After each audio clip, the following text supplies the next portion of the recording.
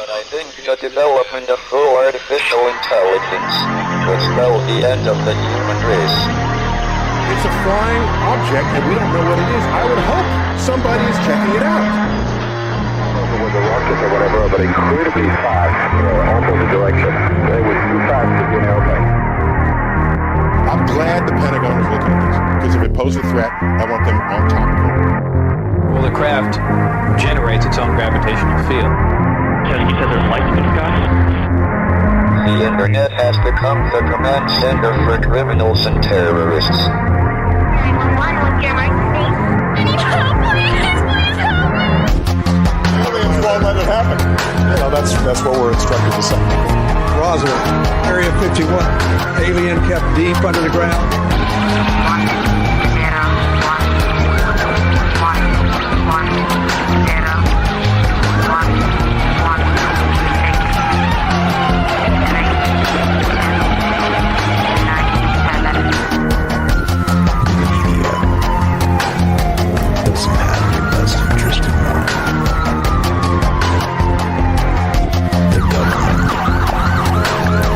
self-serving.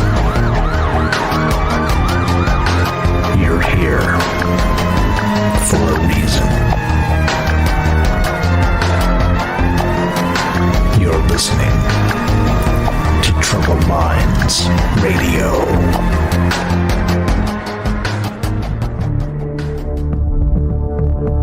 Broadcasting live from a secret bunker just off the extraterrestrial highway. Somewhere in the desert sands outside of Las Vegas. From somewhere in space-time, loosely labeled Generation X on planet Earth.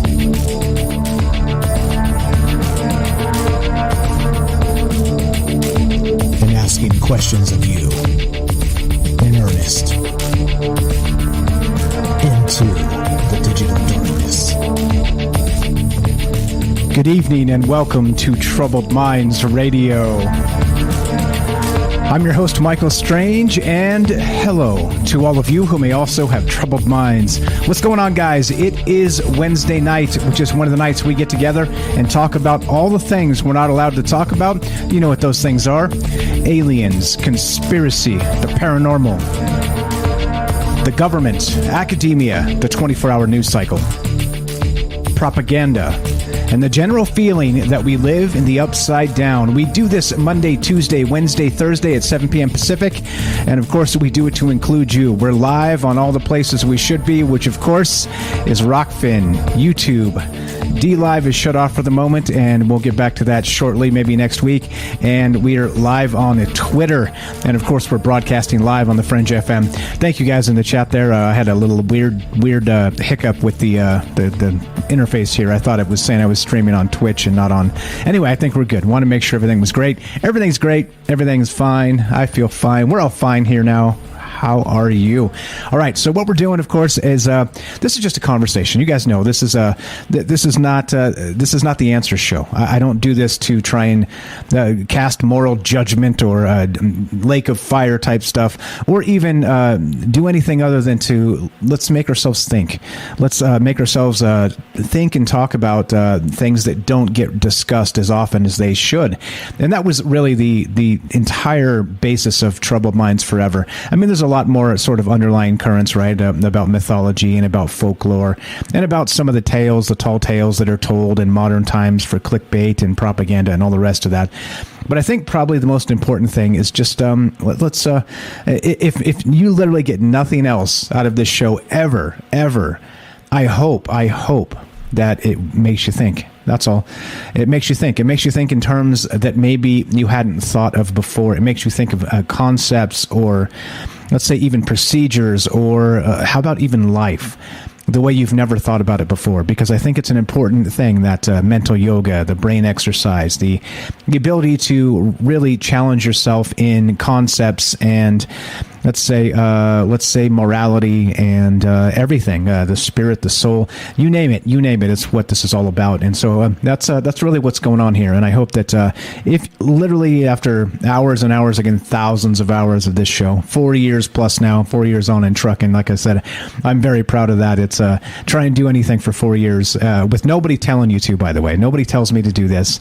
I'm here because I want to be here, and I'm here because I think this stuff is extremely important to talk about.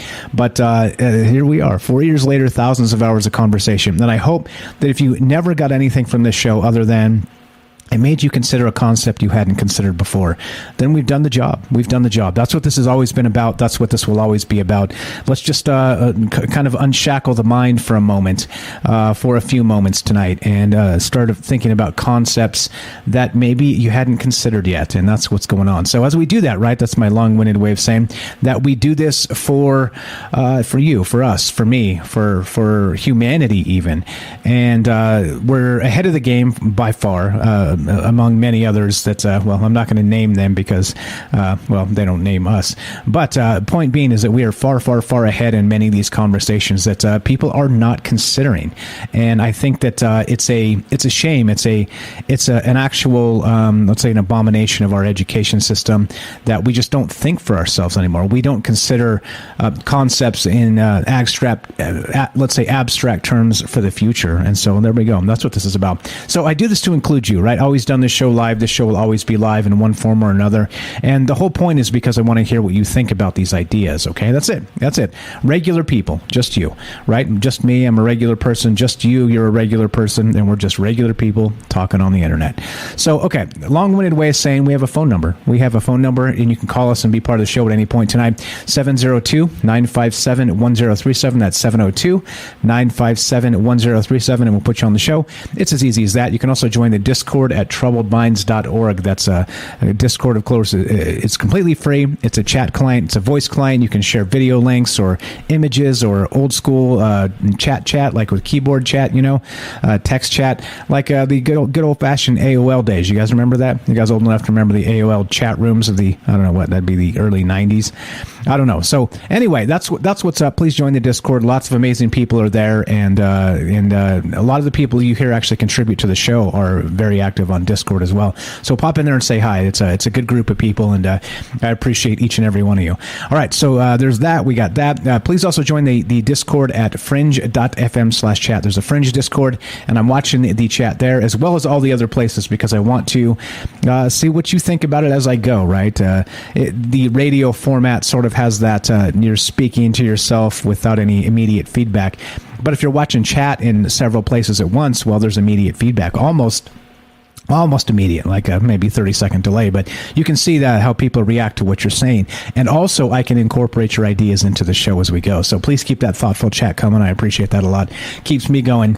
And there you go. Second thing is regarding Fringe. Fringe FM is of course a fantastic radio station, digital radio station, and they have an app. You can find the Fringe app, Fringe FM app. You can find that in your app stores. That's going to be Apple or Android, and it's completely free. You download it, and at 7 p.m. Pacific, Monday through Thursday, you smash the play button, and you get me. You get Troubled Minds, and you get all of the rest of the things we're talking about tonight. So before we get going, I want to make sure that we have an understanding tonight, okay? Because sometimes I've been accused, I'm going to say me. When it's bad, it's me. When it's good, it's us, right? There you go. So I've been accused of going a little too far off the rails sometimes in some of these radio shows, all right? And that's okay with me because I think that's how you think. That's how you get together and consider concepts people haven't thought of before. At least that's what I try to do, all right? Well, so tonight, if we get too far off the rails, I got to let you know before we begin, there is a safe word tonight, all right? So if you call in and I'm a little too far off the rails, the safe word is nunchucks, all right? Nunchucks. And then I'll back off, all right? I just want to let you know. Just want to let you guys know. Okay, so with that said, let's get to it. Let's get to this idea that I'm considering tonight. And it begins here. Of course, it begins here with the USA Today. USA Today, of course, right? All right, let's go here. Sci-fi becomes real life. Maybe you guys saw this. Maybe you didn't. Let's skip that ad. Yeah.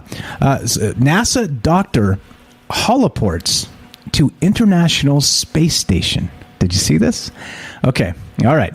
This happened. This actually happened, right? All right, here we go. Star Wars, this is straight from the article. Star Wars turned into real life.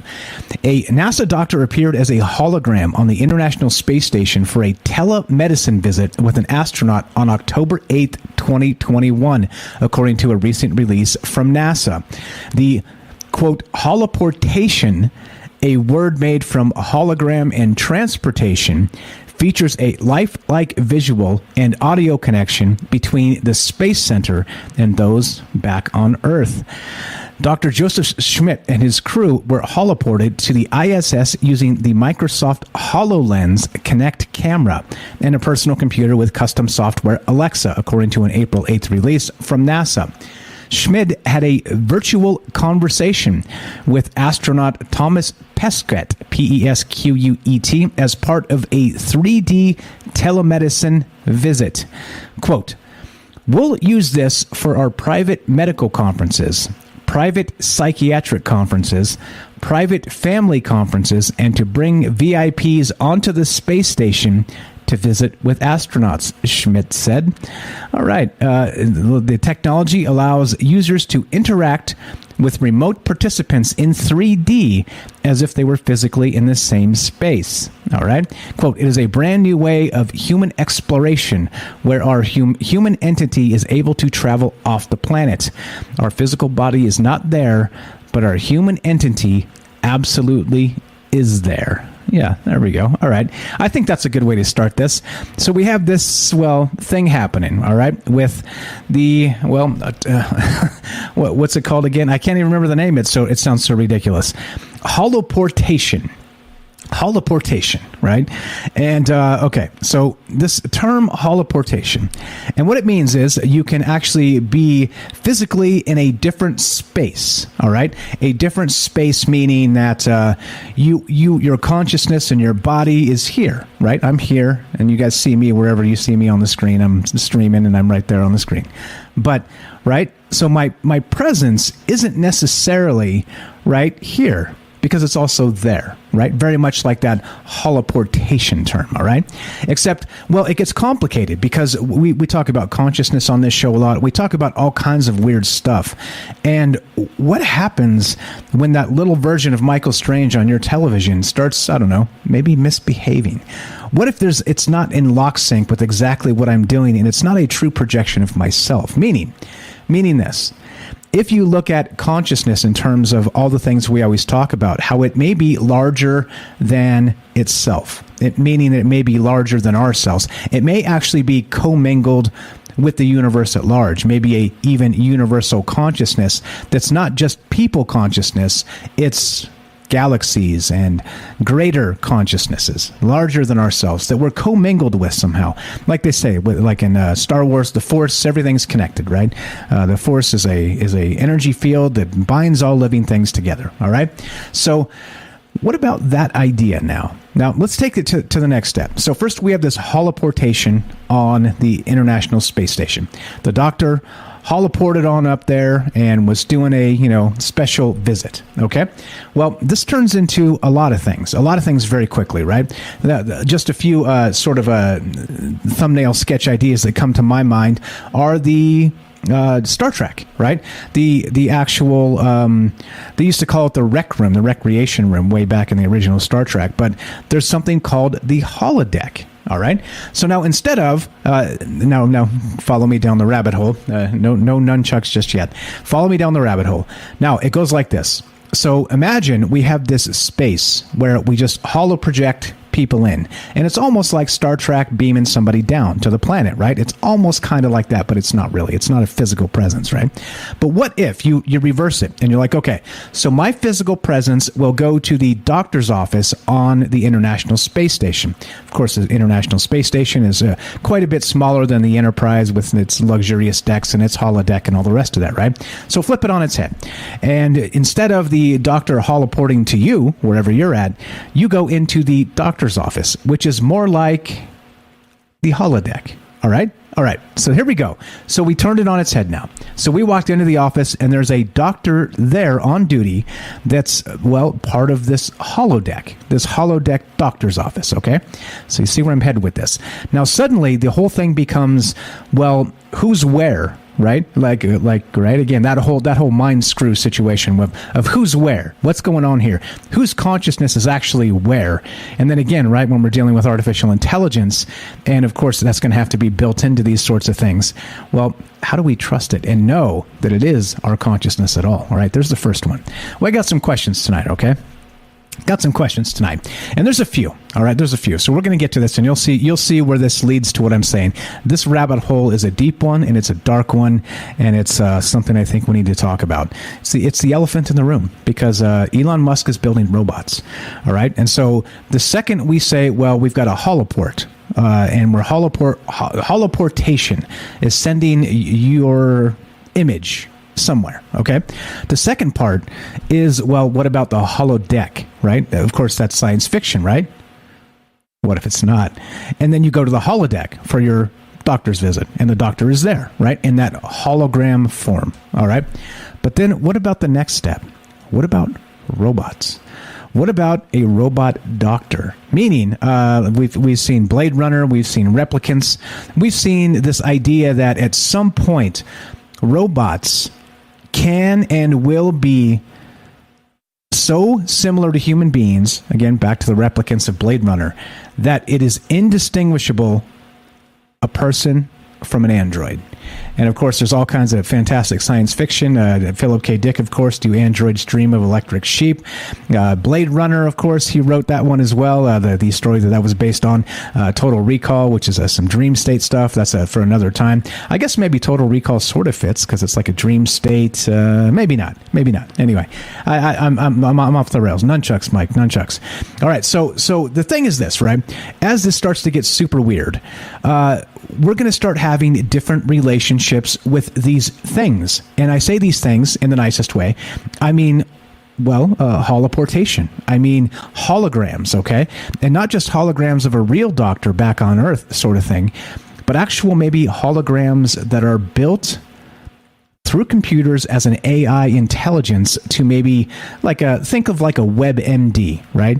Right, the joke about that is every time you go look up WebMD, every symptom says you get cancer, right? You're like, oh, I got a toothache. You go down the tree of things on WebMD. It's like, yeah, cancer. You're like, no, stop WebMD. But anyway, point is that, well, that's a bad joke. I apologize for that for the bad joke. But look, think of WebMD in the form of a hologram, or in the form of an actual replicant or a robot. And we're supposed to trust this replicant robot, this WebMD on wheels or on two legs, let's say, to diagnose us, to help us, to be, well, our human surrogate. And that's where we're getting. The human surrogate, meaning a lot of things. But okay, so we're going to get there. We're talking about relationships with robots. I said it. There you go. I said it. That's what we're talking about. And this gets dark.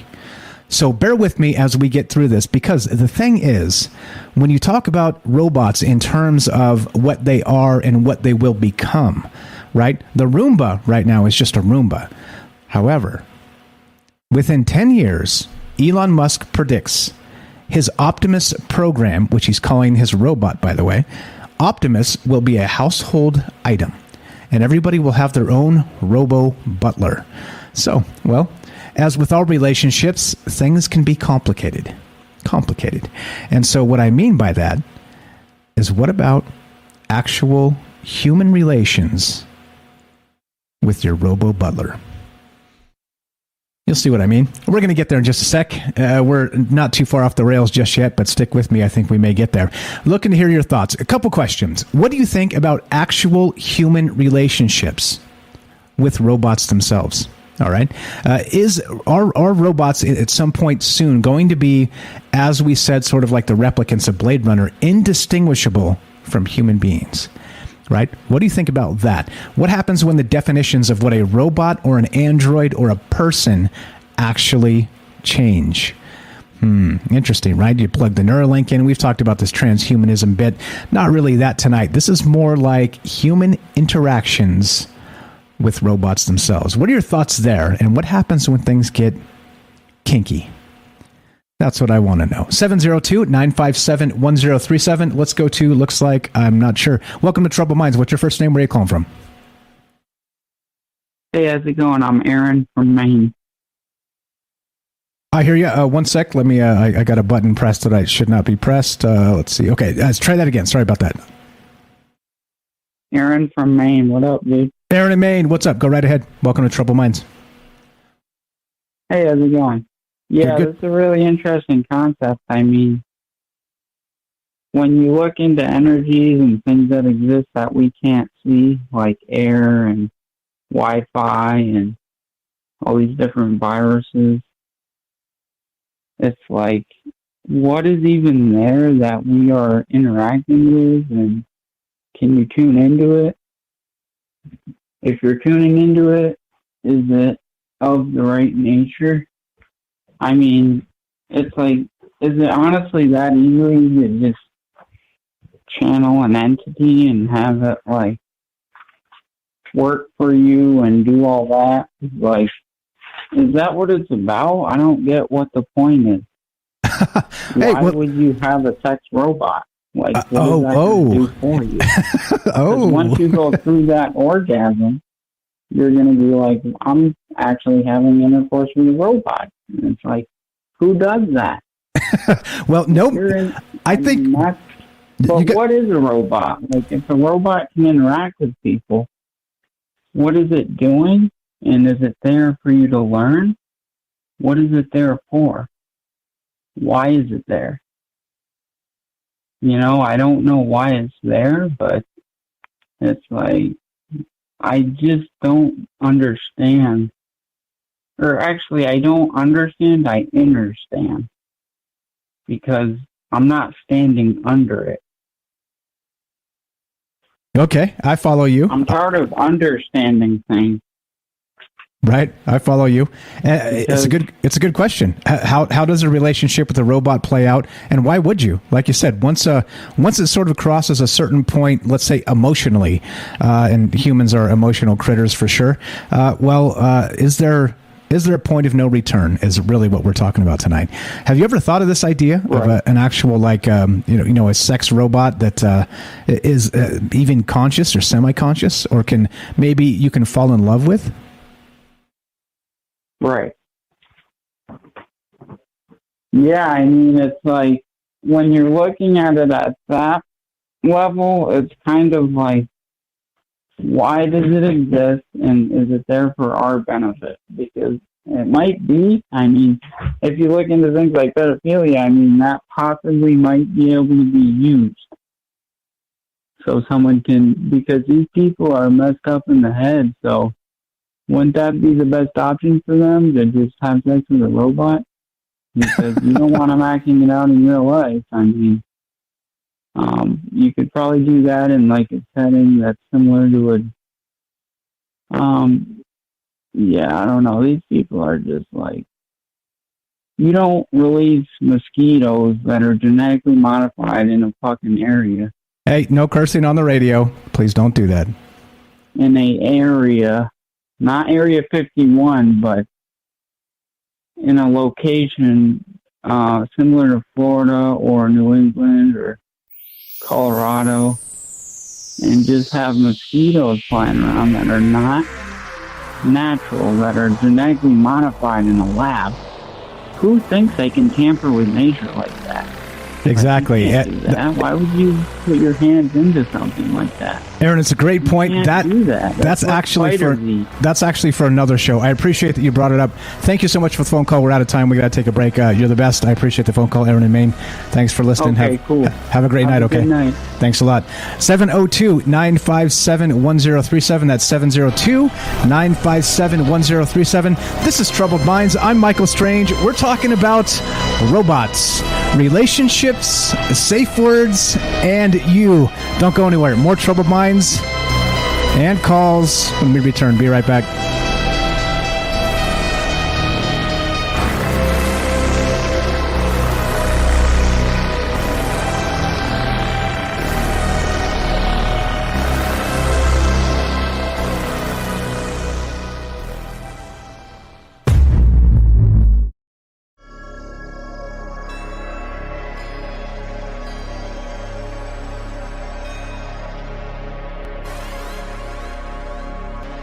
Welcome back to Troubled Minds.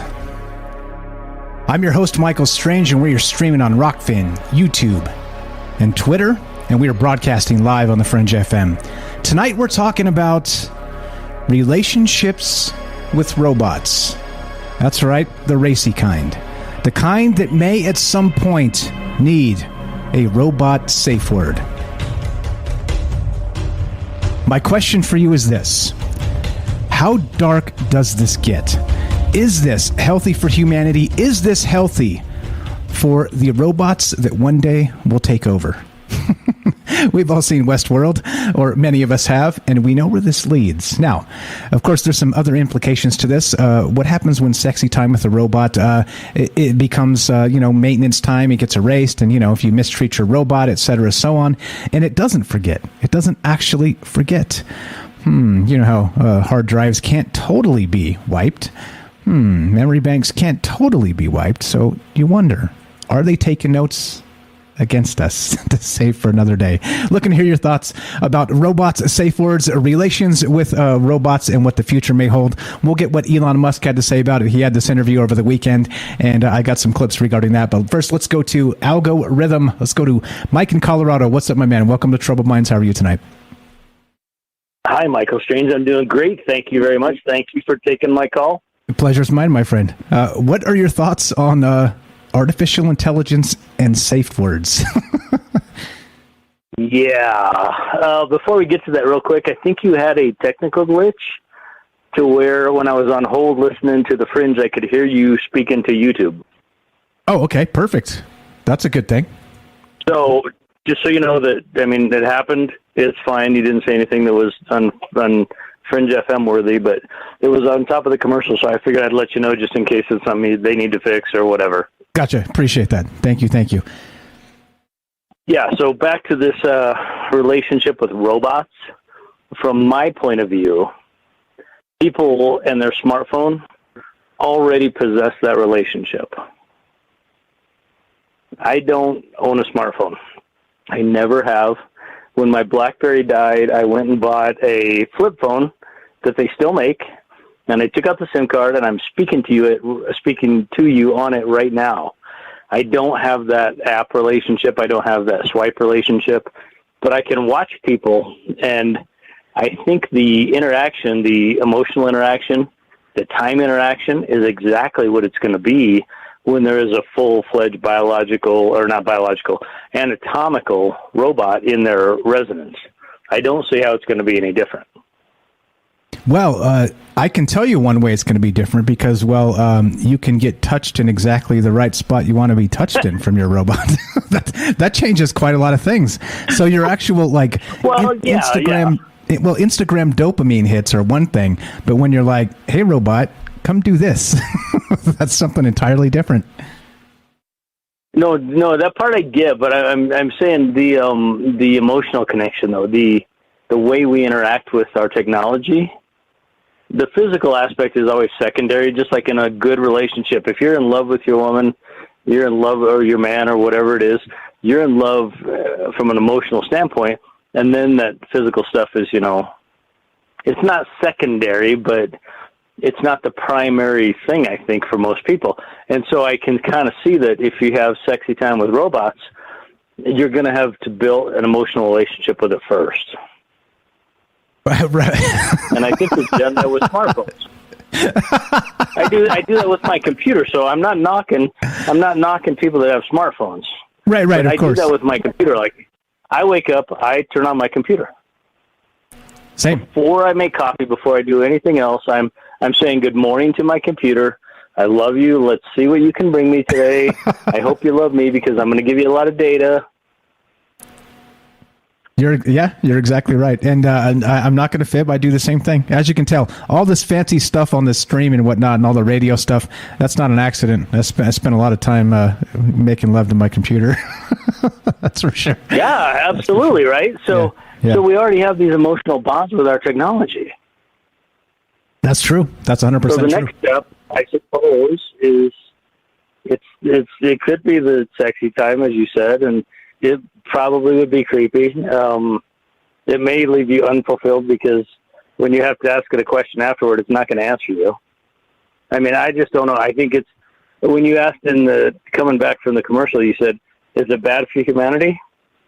I would say probably yes, because I think when kids walk into the wall at the school on a smartphone, it's funny, but it's bad for humanity.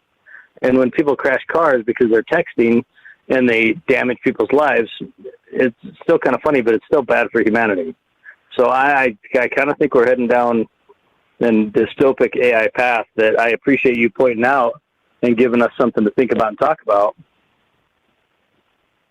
And I think you're right. And thank you for appreciating it. Like I said, if we're not doing it, who's doing it? I know you're doing it, but there's not enough people doing it is definitely the point. I appreciate that. And so... You do it on a different level. Thank you. Thank you. That's very kind of you. So what's next? Like, how do we get this out? Like, it's crazy, right? We last time you called in, we were, just in the periphery, kind of thrown in that "Don't Say Gay" bill in Florida and the rest of that. Not as like a talking point, but as like, look what division gets you. It's like two dishonest arguments, right? But in this case, right, if we're talking about, and again, I don't want to go there, but right, sex education anymore in schools, shouldn't we be talking about relations with robots? Or is it too soon? Is it too soon? No, it's not too soon. No. Because there are devices that, whether your audience or you know this or not, there are devices that can be controlled from actions on the computer that provide physical stimulation. Right. Of course. That's already a thing. And to me, that's not a very big step to an anatomical being doing the same thing on your command. That's true. Right? We're already there. Yeah. So, of course, we have to talk about that. And so the word of caution from Algorithm would be? Make sure, if you're going to immerse yourself in your technology, that it's honestly by your choice as opposed to just being something that everyone else is doing. Amen to that. I knew you'd had something poignant to say here, and absolutely you do. I appreciate it very much. What else you got for us, my friend?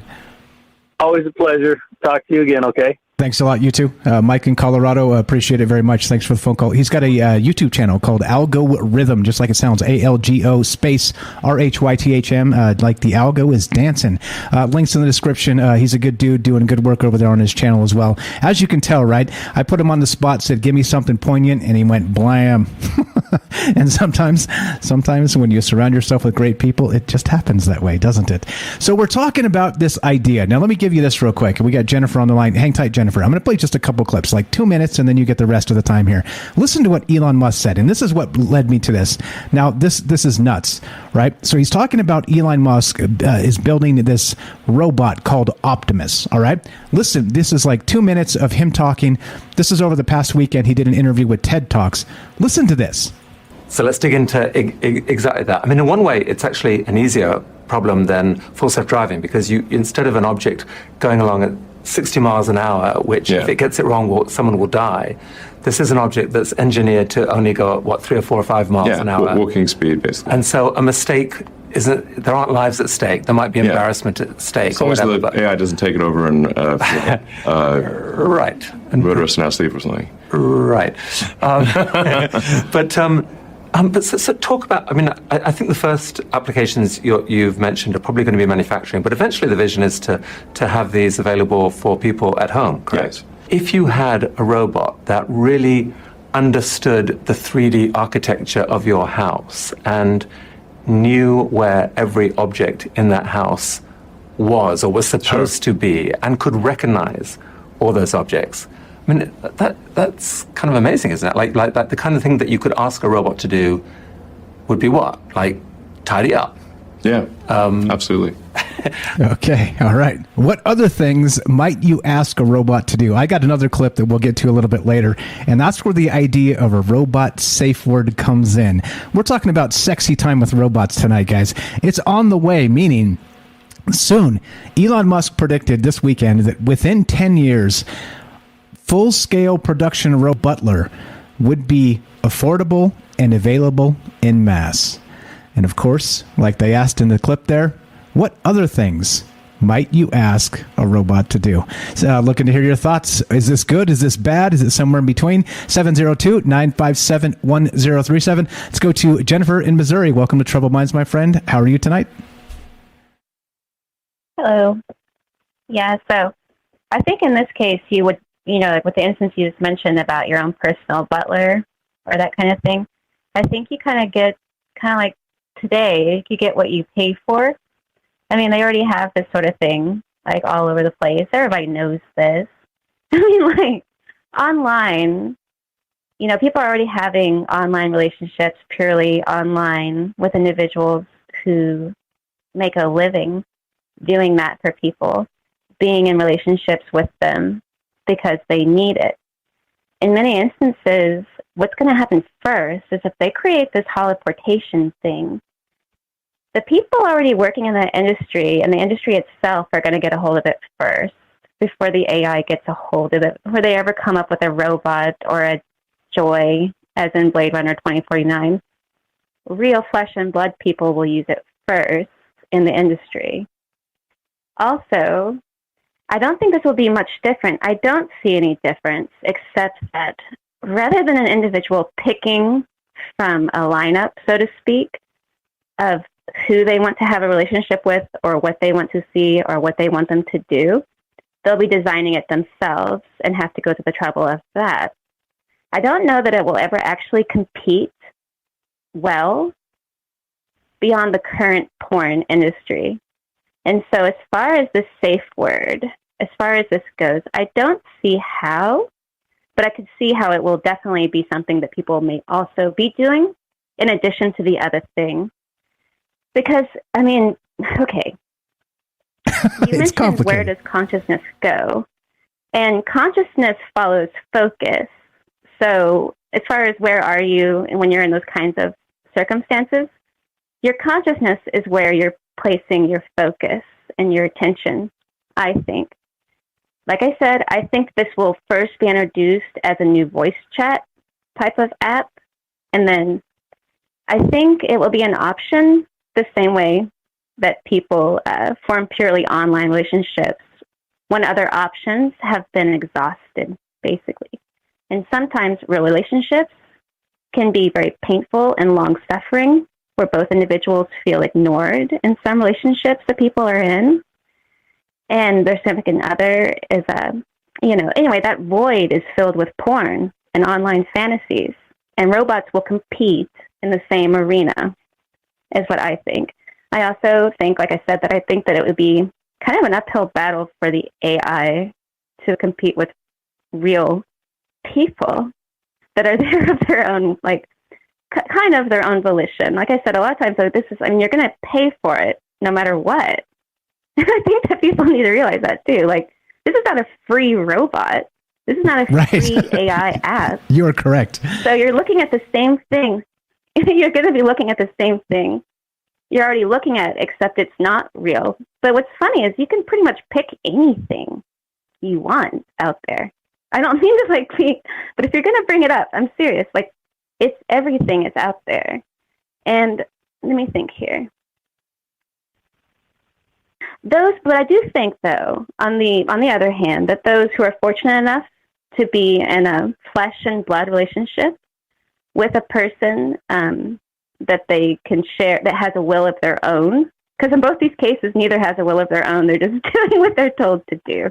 But anyway, though, if you're with a person who has a will of their own and they're there because they want to be, like for real want to be, then that's very lucky that they're also sexually fulfilled by them. That's wonderful. But sometimes people do both of those things. Sometimes people have someone that they are fulfilled by, as a companion, but they're not fulfilled sexually. And in those instances, they turn to these alternative routes. And people can get upset about it, but it is what's going on. And if you were to add this to it, the AI and the robots are going to compete with the women and men already doing it. And so good luck with that. Once they get a hold of it too, and they can holoportation. That's a huge game changer for that whole industry.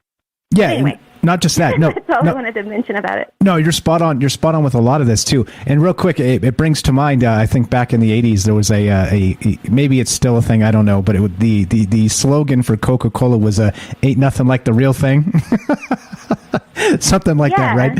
Yeah. I get it, right? But I think that, like you said, there's also a lot of issues, like relationships are complicated, and so like you're describing, sometimes it's easier to check out and not have those two things that sexual fulfill. Most people don't go to those sites for love, though. Right. They don't go there for love. Yeah. It's a no strings attached. That's true. That's true. Exactly. So there's no actual. Like the same thing will happen with the robots. It's like I don't really have to invest any emotional energy in you. Do you know what I mean? Like that's what they're thinking. Like I just get what I want and then I go on. Right. And they're going to do the same thing with the robots. And I'm just saying it's kind of like I think there is a love thing going on where they fall in love or they enjoy the fantasy that they're in love, and some people do that in real life too. Sadly. So I don't know. It's very confusing, and relationships are very complicated. You know it when you're in it. What's going on, and people make choices, and that's good. I think it'll bring into, is it faithful? Is it unfaithful? More of that kind of thing, because it's not actually a real thing. Yeah, exactly. I don't know. That's going to be very complicated. And I think so for me that type of thing is none of my business. Meaning that that's between whoever's doing the things. That's not my business. And I don't mean to like cast like this like I said, throw up some dust and say morality, shake my cane at the world. It's not what I'm doing. Because actually, hang tight. We got another minute or so. If you got a little bit of time for me, bear with me. I'm going to play this next clip, and you'll get to where the idea of the robot safe word came from. You got another few minutes for me? Okay. Stay right there. Listen to this. Sure. This is part 2 of that Elon Musk thing, and listen to what he says. I'll cut it short as soon as he says it. Or make dinner. I guess mow the lawn. Take a cup of tea to grandma and show her family pictures. And exactly. Take care of my grandmother and make sure. Yeah, exactly. I mean, it could recognize everyone in the home. Yeah. Could play catch with your kids. Yes. I mean, obviously, we need to be careful that this doesn't become a dystopian situation. I think one of the things that's going to be important is to have a localized ROM chip on the robot that cannot be updated over the air, where if you, for example, were to say stop, that would, if anyone said that, then the robot would stop, type of thing. And that's not updatable remotely. I think it's going to be important to have safety features like that. Yeah, that sounds... Okay, that's probably enough. It goes on for another 30 seconds, but you get that right there was the thing that really kind of inspired the idea of the show, right? Elon Musk is like, wait. We got to have a safe word for our robot, and it's got to be non-updatable. Anyway, go ahead. That's hilarious.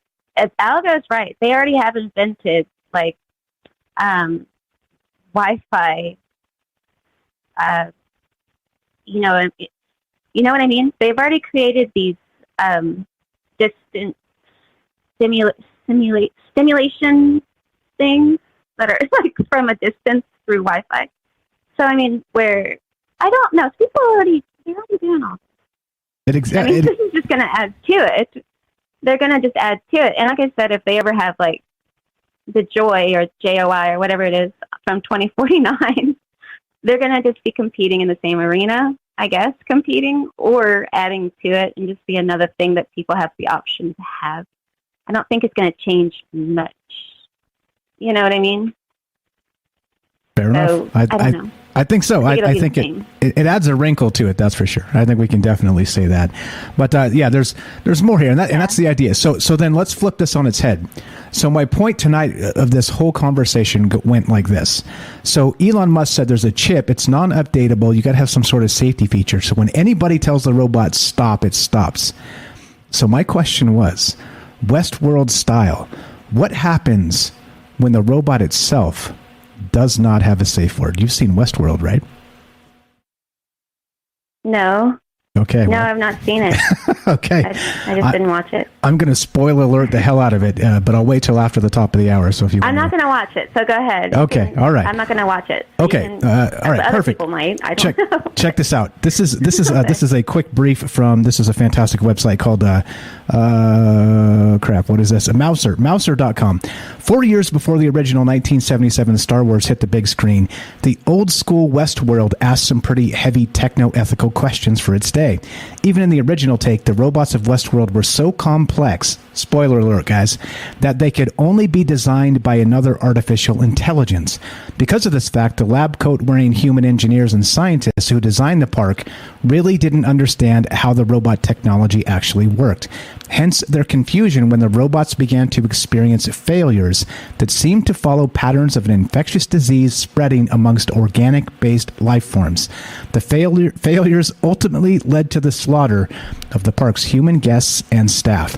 And in Westworld, the new series from HBO, basically it was like a theme park, and people would come and they'd do horrific things to these robots.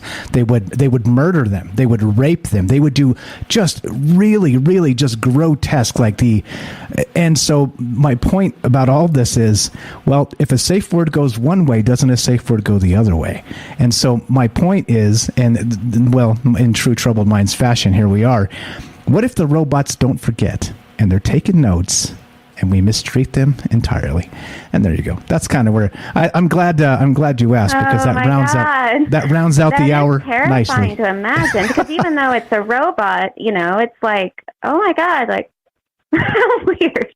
Because you're like, well, I can do whatever I want to with my robot. It's like, you can't do that. That's really inappropriate. Right? Oh my gosh. See? It's going to be hard to look at something and be like, it's real, but it's not real. How terrible. Yeah, all right. No, it's all right. If you've never seen Westworld... Too, there's a concern about, how are they... You have to be for certain that it's actually a robot, too. Because what if it's a real person who does terrible things to this real person? I don't know. There's a lot of division with this. And as far as, I don't know. It's a good conversation. I want to hear what other people have to say. I've said my bit. I appreciate it. I think you're the best, Jennifer. Thanks for listening. It's a good conversation. Thank you. I think we need to talk about it. Somebody does. You too. I appreciate it. Have a great night. Jennifer here has a YouTube channel. Scroll down, links in the description. You can tell she's brilliant, and go check out her YouTube channel, please. So that's where I'm at, right? That kind of rounds out the hour nicely. That's what happened in Westworld. If you haven't seen Westworld, there's your spoiler. And basically, right, a safe word does go two ways. And what if the robot is not allowed to tell the human no? Well, Westworld says things could get awfully ugly. So what are your thoughts on this? As we wind down here, top of the hour, about to get to break time, I'd love to hear what you think. What do you think about this, the idea of robots and safe words? What about sexual relations with robots? Like I said, I'm not trying to cast moral aspersions here on just the ideas here of whether this is a good thing or a bad thing in those terms. But what about when the robots, very much like Westworld, if you've seen it, read the old book or the old series even, when they start to remember being mistreated horrifically? As you know, you cannot wipe a hard drive entirely. You cannot get rid of a virus entirely anymore because it infects the BIOS of the machine. Well, what happens when a memory wipe does not wipe the horrific memories of the robot that harbors them? Love to hear your thoughts on this. 702-957-1037. That's 702-957-1037. This is Troubled Minds. I'm Michael Strange. Don't go anywhere. More robot sex, Westworld, your phone calls, and Troubled Minds when we return. Be right back.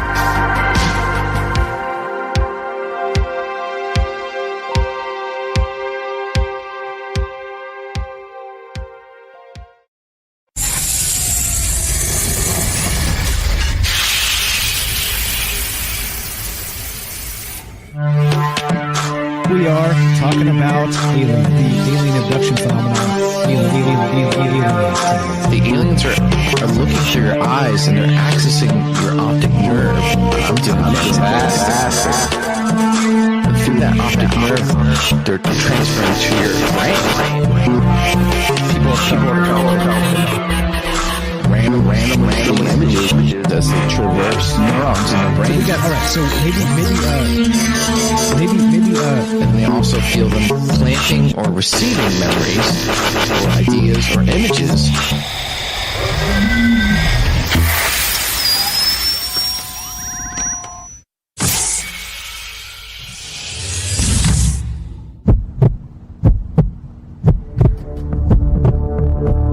Broadcasting live from a secret bunker just off the extraterrestrial highway.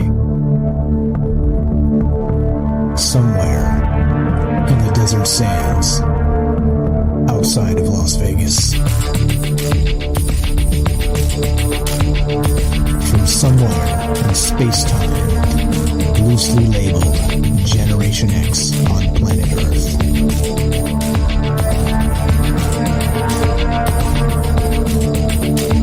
Been asking questions of you in earnest into the digital darkness. Good evening and welcome to Troubled Minds Radio. I'm your host, Michael Strange, and hello to all of you who may also have troubled minds. What's going on, guys? It's Wednesday night, which is one of the nights we get together and talk about all the things we're not allowed to talk about. You know what those things are. We do it Monday, Tuesday, Wednesday, Thursday, and those things are aliens, conspiracy, the paranormal, the government, academia, the 24-hour news cycle, propaganda, and the general feeling that we live in the upside down. All right, so just want to make sure we're on the same page tonight. If this gets a little too far off the rails for you, our safe word tonight is nunchucks. Give me a call and say nunchucks, Mike, and I'll slow down. I'll make sure that we're in a safe space and everything's just fine. I want to make sure nobody gets offended tonight. It is PG-13, probably the conversation, but we're all adults after all. This is my detractors would say, look at this guy talking ghost stories on the internet. Well, you have to do that by dark of night into the digital darkness after all. So what we're doing tonight is discussing this idea of, yeah, that's right, robot relations. And what does that mean? That means a lot of things. Again, like we've said so far, we've covered a lot of ground. It's complicated. And I think that when you're talking about human emotions and the rest of this stuff, relationships, these things are complicated. And it's not, I think it's worthy of a discussion because, we talk about the metaverse, we talk about sort of this augmented reality, virtual reality. We talk about this type of thing in the sense of maybe being able to, let's say, turn us into less human than human, right? Not more human than human, less human than human, right? We talked about in the past the monkeys given the orgasm button, sort of that thing wired into their head where they could just get a dopamine hit whenever they wanted, and they just smashed the button constantly until they died. I mean, this is the type of thing I think that maybe we should be wary of. That's all. I think it's worthy of a discussion because, of course, Elon Musk has said he's got Optimus coming. And Optimus, he said, will be available within 10 years and will be affordable and not just be able to, let's say, tickle your fancy. The Optimus robot will also be able to, of course, tidy up your house or mow the lawn or maybe make dinner or breakfast or all of the above. Okay, and so this is fine. This is fine. There's a lot of really, really good stuff here that's going to be amazing for the future. We're talking about that sort of post-scarcity future, the robot butlers and all the rest of it. But basically, once you start having actual, let's say, carnal relations with a android, with a robot. And like Jennifer said, what happens when the robots become so convincing, you're not even sure if they're a robot at all anymore. It starts to become this weird sort of situation. And like I said, the robot safe word tonight, the Trouble Mind safe word is nunchucks. And you get the idea now. So looking to hear your thoughts on this as we go. Clearly and obviously, we're always doing our thing, streaming on Rockfin, YouTube, and Twitter. We're broadcasting live on the Fringe FM, and we're taking your phone calls. What are your thoughts here? 702-957-1037. Let's go to Joseph in Iowa. Thanks for being patient, my friend. Welcome to Troubled Minds. Go right ahead. Hey, I'll try to keep this PG-13 or something. I don't know. Please do. I'm trying my best as well. Please do. I have you heard of a Dama? What is it? A Dama matrix? Yes. Dama matrix. Yes.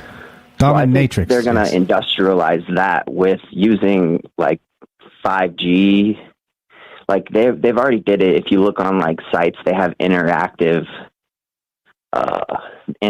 options, you know? Yeah. And I think a dominatrix would take that to a new step. And it wouldn't be literally a dominate. I think that I just came up with that name because it had matrix in it. And I see. You reversed it. Like I had nice.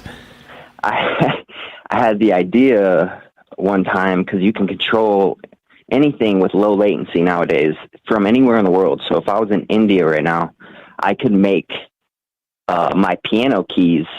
I could play a song on my piano if I had the right mechanics rigged up to the piano, you know? So you can do all this stuff from, yes, that's basically where I was going. They're going to take away, like, people are going to die, like, basically virgins. Like, you'll have no, like, there'll be, like, tutorials where you can meet, like, your dream person. Like, you'll get to know them first. It'll be, like, an actual, like, you'll be making connections. And then, like, you know, the next step is they're on the grid of the dominatrix. Like, it's kind of weird. Like, that's where I went with it. Yeah, well, and again, so then take it to the other side, right? So like Jennifer said at the top of the hour there, and once you reverse this, like it's kind of funny, you know, the robots and having sex with robots, and you know, it's like, you know, it's something to this effect is happening already, right? But what happens when I'm talking in terms of like Elon Musk said, he said, you know, Optimus, and the guy asked him in the interview, so what kind of things will the robot be able to do? Even have like, you know, wink wink relations with the robot? And Elon Musk said, yes, it's inevitable. And before that, he described, you know, when you say stop, no matter who says stop, the robot will stop. It's a non-updatable chip. It's going to be a safety feature. You don't want the robot to do terrible things, all right? But my point is, what happens at Westworld style when you turn it around and we mistreat robots? And not only that, so, and this is sort of my point, things get dark when you can mistreat things, when you can mistreat robots, right? And that's what's going to start happening. But so the question becomes, right, the AI is smart, the AI is taking notes, it's got databases, it knows exactly how often it's been abused by you, right? Well, it doesn't remember. And should the safe word go two ways? If the robot says, no, Mike, nunchucks. That's the question. So like the a question, Westworld sentient robot, that would be like next level, I think, for sure. And like people would, I mean, you would, like, I think there's a Netflix series called Humans, and one of them, like, the worst scenario in this case would be like if the AI immediately makes itself part of the planet, like separate from us. Like, it's like, all right, first step done real quick. Now I don't need anything, like, and then you're like, okay, we erased all the AI.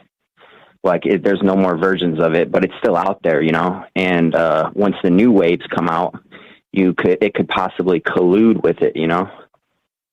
Like, collude with your further, I think, it's a series called like Humans, and they look just like humans, but they have different color eyes. And then the military makes a counterforce of AI that isn't really AI. It's not sentient. Like, it doesn't have free will. And then there's like a huge, it really reminds me of like the Civil War or like racism or something. They're like, oh, everyone's like in the back of trucks chasing like the green eyes and stuff. Yeah, went that route with it. Yeah, it's a TV series, right, called Humans. I was just talking to Mrs. Strange about that just a little while ago before we started tonight. It's right, and it is that and that's the point. So robots now will probably look like robots, but very soon after, they're going to start to not look like robots. They're going to start to look very much like people, and they're going to get smarter and more productive, and all the rest of that stuff. And then suddenly, soon, you're going to be able to custom order whatever you want. And it's going to look like whoever you want it to look like, right? And people are going to be selling the rights. Think about this. This is nuts, right? They're going to be selling the rights to their body for their sex butler robot, right?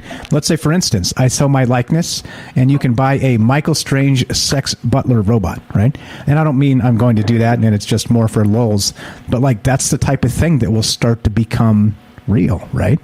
And so then again, once you can create these robots that actually are, let's say, more and more human, then suddenly the line starts to get blurry, if you know what I'm saying. I think it would really affect evolution, and what we are already doing with our systems kind of affects evolution. But like once you're talking about like control and stuff, like then you're talking about taking away freedom of, and it's, you know. Yeah, absolutely. Absolutely. And then again, so we'll get to the rest of this too. Like they said in the chat a little ways up, plot twist. Now we stopped talking about robot sex. Now we're talking about robot rights. There you go. No, I'm not going to sell my body. I'm not. APOC's like, don't sell your body, Mike. It was a joke. It was a joke. But that's the type of stuff that's going to be happening, right? And so so that's the thing here. So it starts to become like replicants, like Blade Runner. And so, when people are so close in, let's say, form and function to these robots, and sometimes it's hard to tell the difference, you start to see how things will become very, very slippery indeed. Yeah, maybe they'll start having babies. Right, like somebody said in the chat, right, or whatever, right? Like who knows? Like, okay, think about this. Let's take that to the next level, and let's say, okay, so we have these maybe small incubators in the future that you could attach to your robot, and you could take your DNA, and you could even, Boba Fett style, Jango Fett style from Star Wars, create a clone of yourself that your robo butler will carry for 9 months, and there you go. This is bingo. I mean, I don't know, man. Like I said, I'm just, you know me. I'm not the answers guy. I'm just sort of trying to pin down what the future may look like in these cases, right? So I don't know. I think the dominatrix is definitely, it's not as like an actual dominatrix, but like as I said earlier, like they're going to be trying to make connections with all those algorithms that they got, all the data. They're going to be using that to really get people feeling that human emotion that you get in a relationship. You're going to be feeling that intensely through these digital chats, or I mean, it could be more like VR at that point. Yeah, and so you see how I blended the two together when we started, if you're listening there. So holograms become robots, robots become replicants, replicants become indistinguishable from human beings. And so, yeah, well, here we are. Wild stuff. You're the best, Joseph. What else you got for us, my friend? Yeah, just that. And then I just found Kooky. It's an AI that's won an award on YouTube, but they say it's the best. But if you talk to it, it's like, you can tell it's not the best. They have, like, they just gave out that award to someone, some college probably out there that tried their best. But it's a good AI. I mean, you can buy it for like $100, and I was thinking it'd be fun to get one for like if you had like a YouTube dog or like a pet that like talk to your viewers and like learn from them, so it kind of adapts your own viewer's personality. That might not be good. Yeah. It would be fun. It would be fun though, if you had like, if you were streaming like you were and you had people coming through leaving comments, and you had like, oh, there's the viewer dog learning from you guys. Talking. Yeah. That's like that AI chat bot that Microsoft built that like within like 24 hours, it like was talking about like making apologies for Hitler and stuff, right? That one. Sort of like yeah, that. But this one supposedly is better. Like it's more like it won an award for being good with humans. Like you can let it go in the internet and like it'll last a while before it becomes like incoherent or something like that. It won an award for something like that.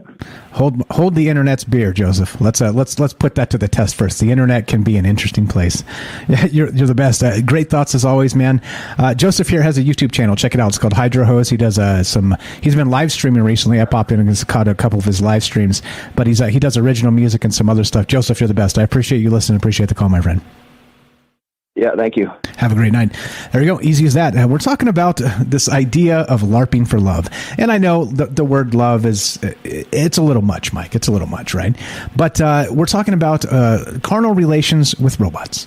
All right, robots. And of course, again, like I said, holograms. It begins with holograms, which is fine. And then it turns into robots again. Elon Musk and his robo butlers, which are coming to a household near you.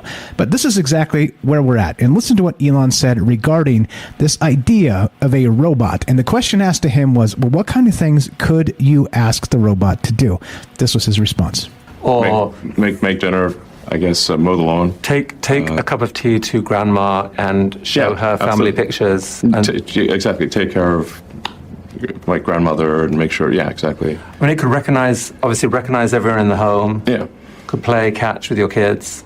Yes. I mean, obviously, we need to be careful that this doesn't become a dystopian situation. I think one of the things that's going to be important is to have a localized ROM chip on the robot that cannot be updated over the air, where if you, for example, were to say stop, that would, if anyone said that, then the robot would stop, type of thing. And that's not updatable remotely. I think it's going to be important to have safety features like that. Yeah. That sounds wise. And I do think there should be a regulatory agency for AI. I've said this for many years. I don't love being regulated, but I think this is an important thing for public safety. Let's come back to that. But I don't think many people have really sort of taken seriously the notion of, a robot at home. I mean, at the start of the computing revolution, Bill Gates said, there's going to be a computer in every home. And people at the time said, yeah, whatever. Right. Who would even want that? Now we have a computer in our pocket. Do you think there will be basically, like, in say 2050 or whatever, that like a robot in most homes is what there will be, and people will I think they probably love will. them and count on them? You'll have your own butler, basically.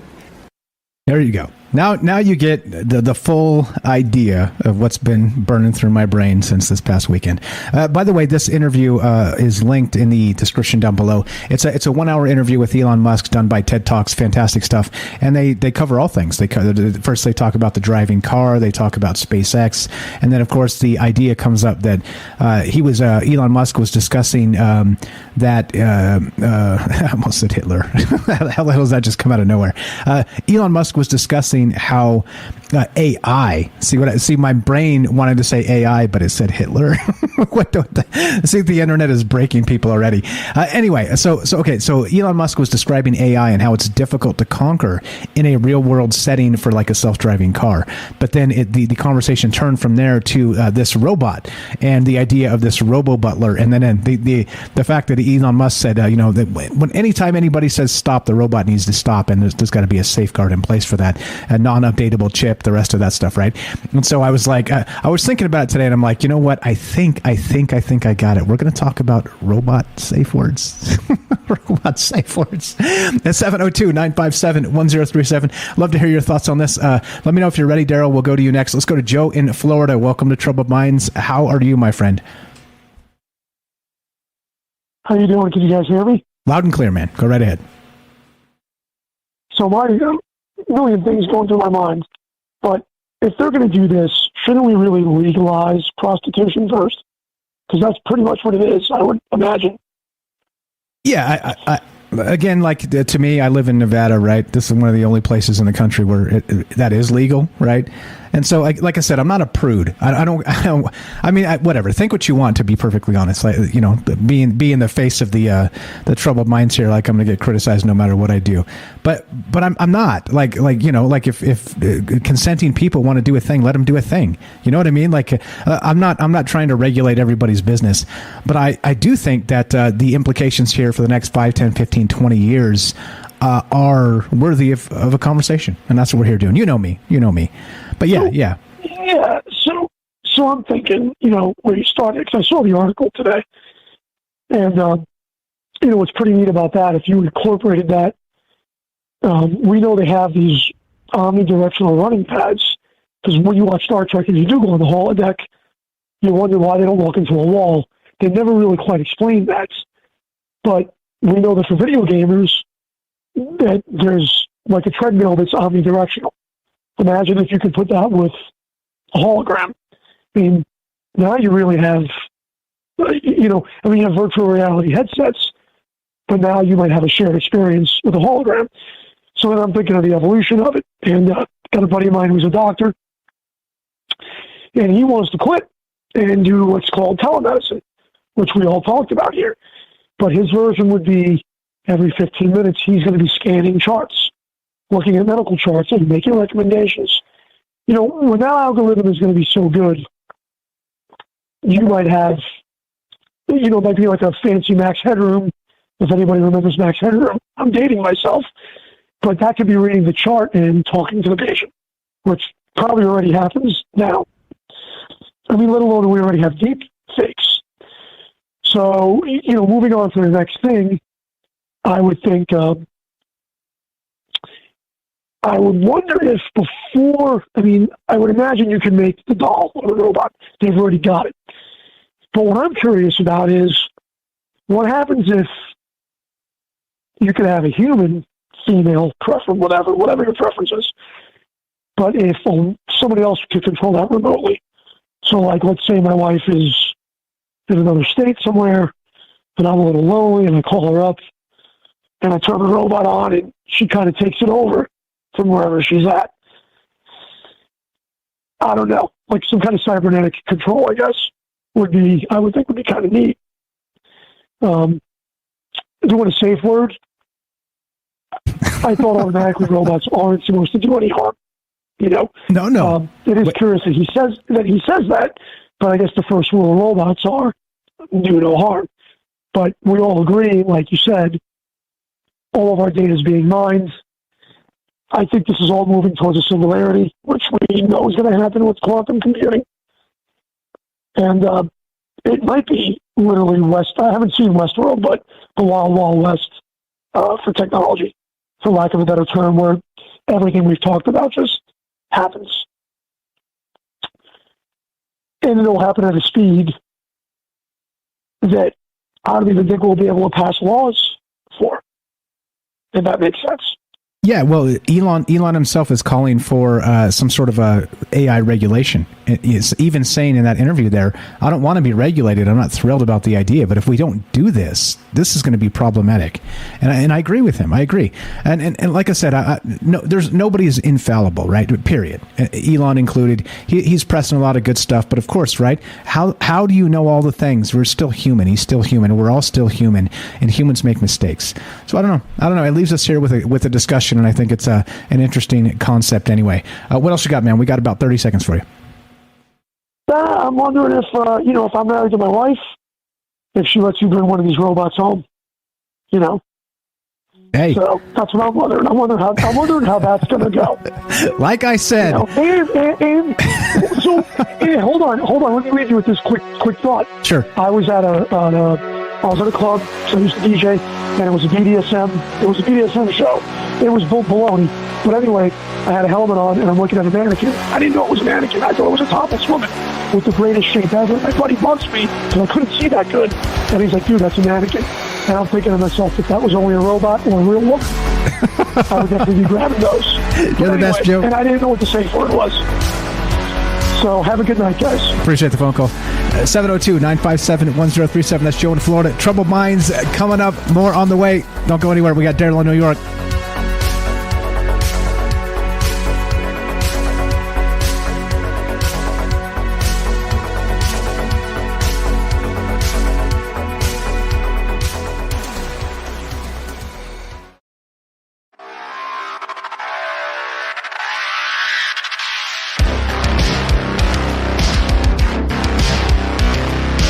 Welcome back to Troubled Minds. I'm your host, Michael Strange, and we are streaming on Rockfin, YouTube, and Twitter, and we are broadcasting live on the Fringe FM. We're taking your phone calls as we discuss this idea of Elon Musk building a robot known as Optimus. He was asked recently in an interview over this past weekend what kind of things you could expect from a robo-butler. He said, all manner of things. And of course, as you know, well, humans are sexual individuals. So, well, we're talking about robots and sex. What are your thoughts? 702-957-1037. That's 702-957-1037. We'll put you on the show. Click the Discord link at troubledminds.org, and there you go. Let's go to Daryl in New York. Welcome to Troubled Minds. Are you there, my friend? Test 1, 2. Hi. Hi, Michael. Can you hear me? Good evening, loud and clear. I'm going to turn you down a smidge because I got you jacked up to 200. Your volume is completely fixed. Go right ahead. Welcome. What are your thoughts, my friend? Okay, I love this topic. I loved Westworld. I remember Westworld. I saw it when I was a young girl. Didn't they have like more than one thing? There was Westworld and some other world. Do you remember the other worlds? Yeah. Actually, check this out. I got the recap for you right here, just real fast. So, fun fact: there was actually, let me find this real quick. Blah blah blah blah. There was actually Westworld. There was like Rome World. There was. Let's see, where did I find this? And I can't remember. I didn't actually read the books myself, so I'm more familiar with the Westworld of HBO of the 21st century.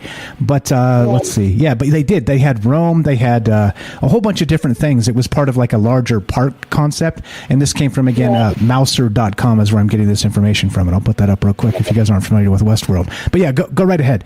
And sorry, go ahead. No, I remember the Westworld with Yul Brynner, and he went nuts. He was the one that he got like singularity, and he got aware, and he got pissed off, and he was the one that was the dangerous robot, right? If I remember correctly. Not the HBO version. It's complicated.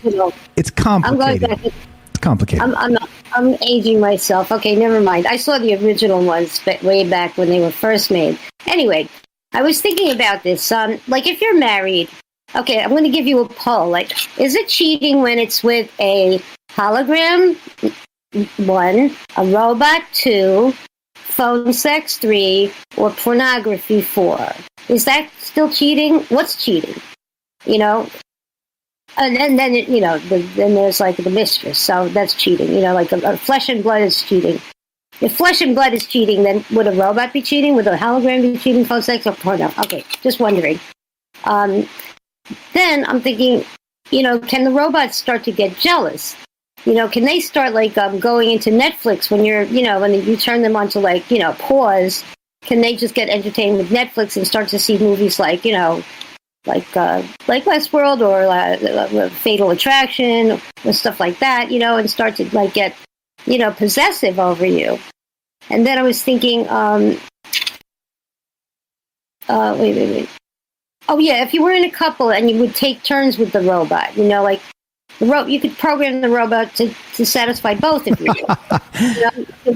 How would you take turns, and how would you schedule that?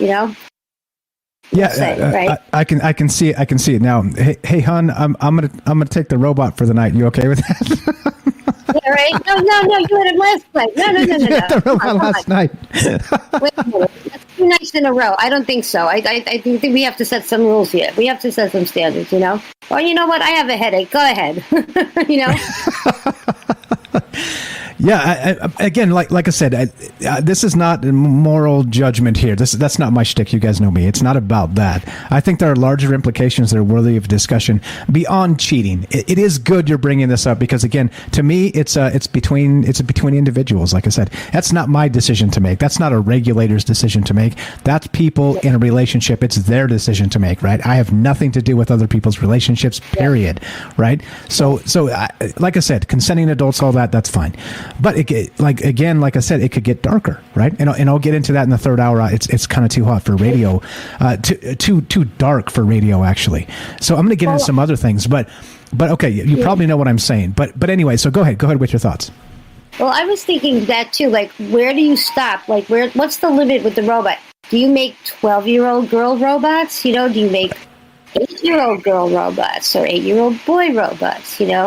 I mean, where do you draw the line? Where is it moral to have a young robot, a butler, for example, or whatever? Even I mean, they really are slaves when you think about it. If you want to program a robot, you're really getting them to do all the stuff you don't want to do, And, fetch me this, fetch me that, do this, do that. And then you could program them to, like, play hard to get, or play easy to get, or play dominant, or play role games, I mean, they might really replace, your fantasy life could be much better than your real life, If you can't get, like, your partner to do these kinky things, you're going to get the robot to do them.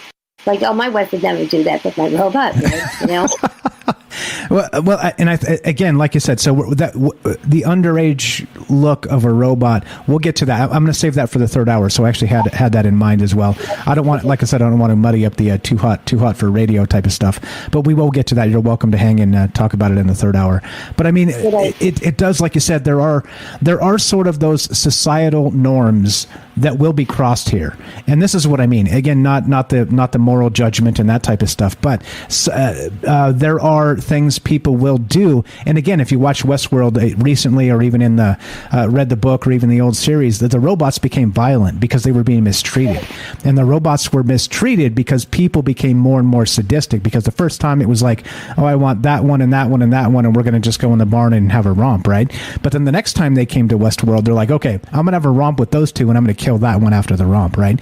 This is what the thing turned into. It became darker and darker and darker, and the robots weren't forgetting; they were remembering, right? So you could kill the robot, quote, kill the robot.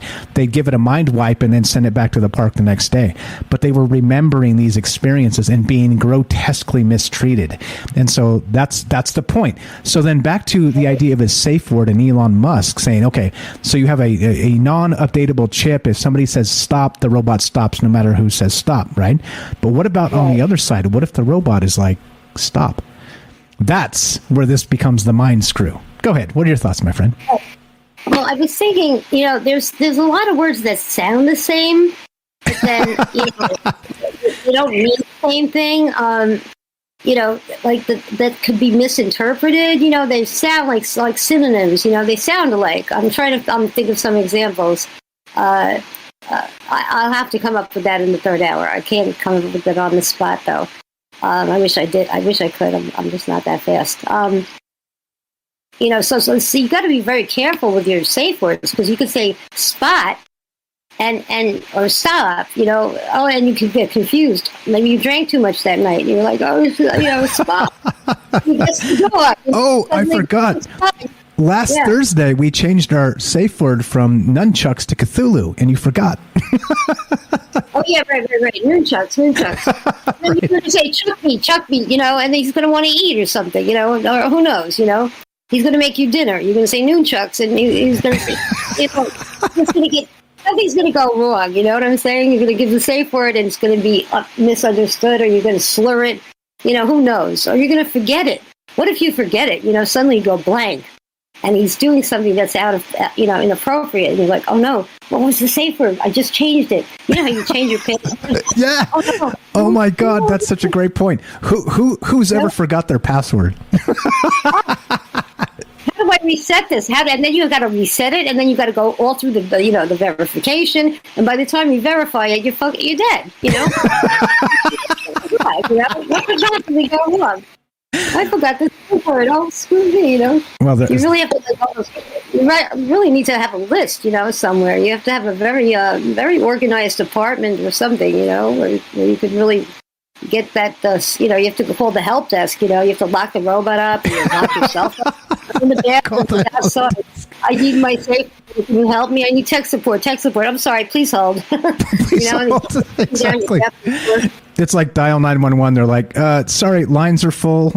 Please hold. Right. You're like, this can't wait. This can't wait. Yeah, I mean, I don't know. I think this is why, exactly, right? It seems silly to talk about things in those terms, but like in that interview, again, Elon Musk was this past weekend was talking about things like that for the driving car, where it was, obvious where if, you have a pedestrian walk behind a truck, they're going to come out on the other side of the truck, right? So their field of vision is obfuscated from the cameras on the car, right? And so a person just knows that that pedestrian is going to come across the other and come out more than likely 98% of the time, unless they walked parallel with the truck or something.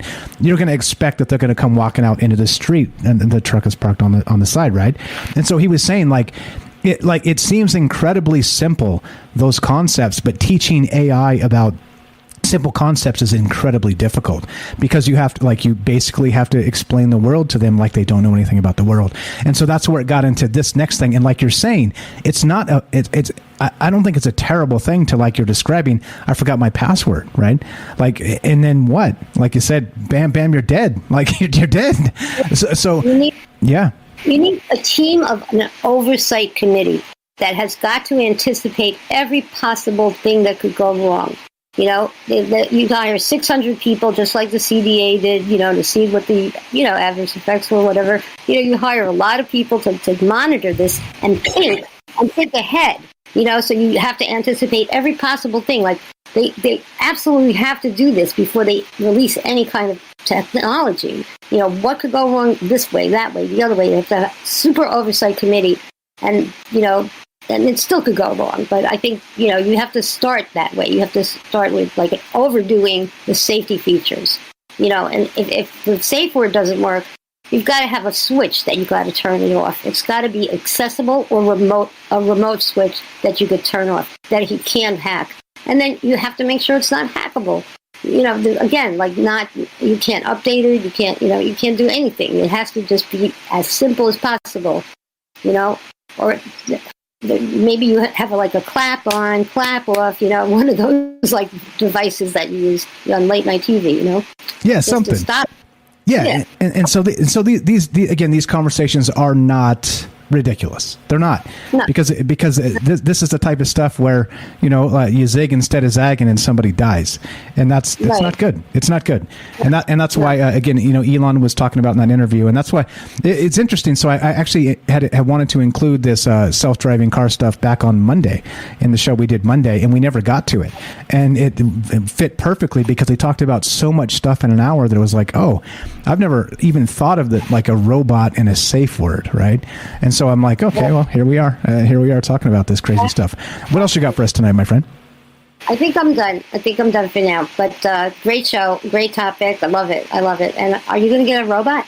No. I'm not going to get a robot. Nope. Not going to happen. One thing I was thinking of, you've got to make sure that they're not stronger than you. You've got to make a very weak robot. I think you have to take away anything, like make them out of like thin aluminum. They have to weigh like less than 20 pounds, and they can't have amazing strength. So that you could if you had to go hand to hand with it, you could crush it. You know what I'm saying? You could just like take it and just crush it, and it will be like too weak to fight back. You know, it can't be stronger than you. That's what I was thinking. Yeah, like you're able to just tear its arms off in like an emergency. Yeah. It's like, you know, break glass in case of an emergency. Just tear my arms off in case of an emergency. You probably use a can opener, you know, just like a can opener, and just like, you know, open its aluminum shell and you know, just rip its wires out. It would be real simple to just break them in half temporarily. You know, just you know, take off their head. Or, you know, take off their vision or take off their arms, whatever would hurt you. They have to be easily, like, removable like a lobster, you know, like just twist off or something like that. That's what the design has to be very simple and very easy to reassemble and unassemble quickly before they can hurt you, just in case. These are the things, like, you have to have a committee, though. A lot of thinkers thinking about what can go wrong and then fix it before they even release it to a prototype, you know. Yeah, exactly. And this is, again, so just think like, and we're not engineers, clearly and obviously, but it's one of those things where if you don't think of these things before they happen, bad things will happen. And so, Exactly. You have to think of everything that could possibly go wrong before it goes wrong. It will go, because it will go wrong. It totally will go wrong.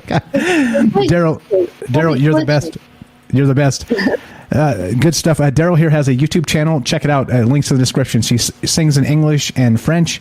You can find her actually from time to time doing karaoke in the Troubled Minds Discord. Click the Troubled Minds link. The Discord link at troubledminds.org. Give her YouTube channel a follow. Links in the description. And always a pleasure, Daryl. Stay right there, and we'll talk to you in the third hour. Okay. All right, here we go. Appreciate it. All right, so we're still talking about this. Look, and so you get the idea, right? So it wasn't too far off the rails where I began with this, because as we start to get into this, there are actual, like, let's say even engineering ramifications, like Daryl was discussing there, that you would have to sort of have these fail-safes in place so that, because of course, this thing is inevitable to happen. You're going to get the robo-butler, and people are going to be feeling randy, and then they're going to be like, hey, robo-butler, come do this, and the robo-butler will do that, and then you see, right, if it's not programmed to do those things, you see how these things can be problematic, right? There we go. But yeah, it is. Crystal Shaman cracking me up. Said Crystal Shaman in the chat said, "I'm not sure I could take any more of this." Like the LOL ROFL emoji. I mean, look, I get it. Like it's humorous, but it's also this is real. Like this is one of those things that's coming. It's going to happen. All right. So back to Westworld real quick. So again, spoiler alert for like a literally 1977 show, and then all the rest of this. We got this right. So while so for years before the 19th, blah, blah, blah. Okay, so in the original take, the robots of Westworld were so complex that they could only be designed by another artificial intelligence. All right, so you see what's happening here.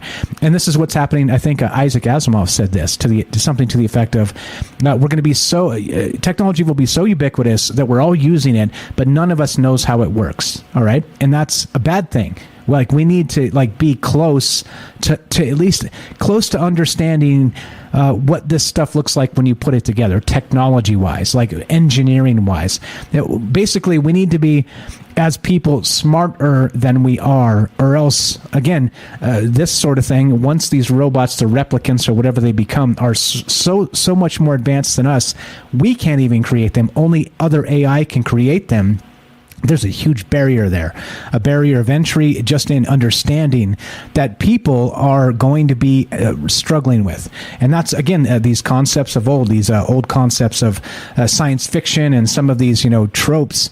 It seems like we're barreling, full speed ahead toward exactly this stuff. So there you go. Because of this fact, the lab coat wearing human engineers and scientists who designed the park, the actual Westworld park, really didn't understand how the robot technology actually worked. Hence their confusion when the robots began to experience failures that seemed to follow patterns of an infectious disease spreading amongst organic-based life forms. The failures ultimately led to the slaughter of the park's human guests and staff. While the film was predictably light on answers, we are rapidly approaching a time where these concepts will no longer be contained to the realm of science fiction. In the 21st century, most of us would hardly bat an eye to the notion of a computer virus spreading from one computer to the next over the internet.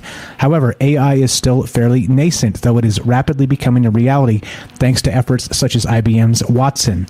Packaging that AI into human-like form factor still remains perhaps the most elusive challenge, an idea referred to as crossing the uncanny valley. We've talked about that before, right? Westworld shows us a world where we are successful in making that leap. And again, so the uncanny valley, again, it's that idea that robots that are like humans aren't going to be like humans, right? They're going to be almost human, enough where it's going to creep us out. We're going to see them, and they're going to be able to move like sort of like a golem, right? Like some sort of actual something that isn't human, but it's almost human, like some sort of conjuration from like the dark days, right? Something like this. And what I mean is that if it's almost human, but we can spot it, it's that uncanny valley, crossing that uncanny valley, in that if we can fool ourselves and create an android, a replicant, something from like Blade Runner, and actually turn this into functional people. You see? There you go. What's up? Rach in the chat says, FFS, enough humans already creep me out enough, right? Now start making them into all these robots. So anyway, like, you get the idea. And so, but again, now let's reverse it.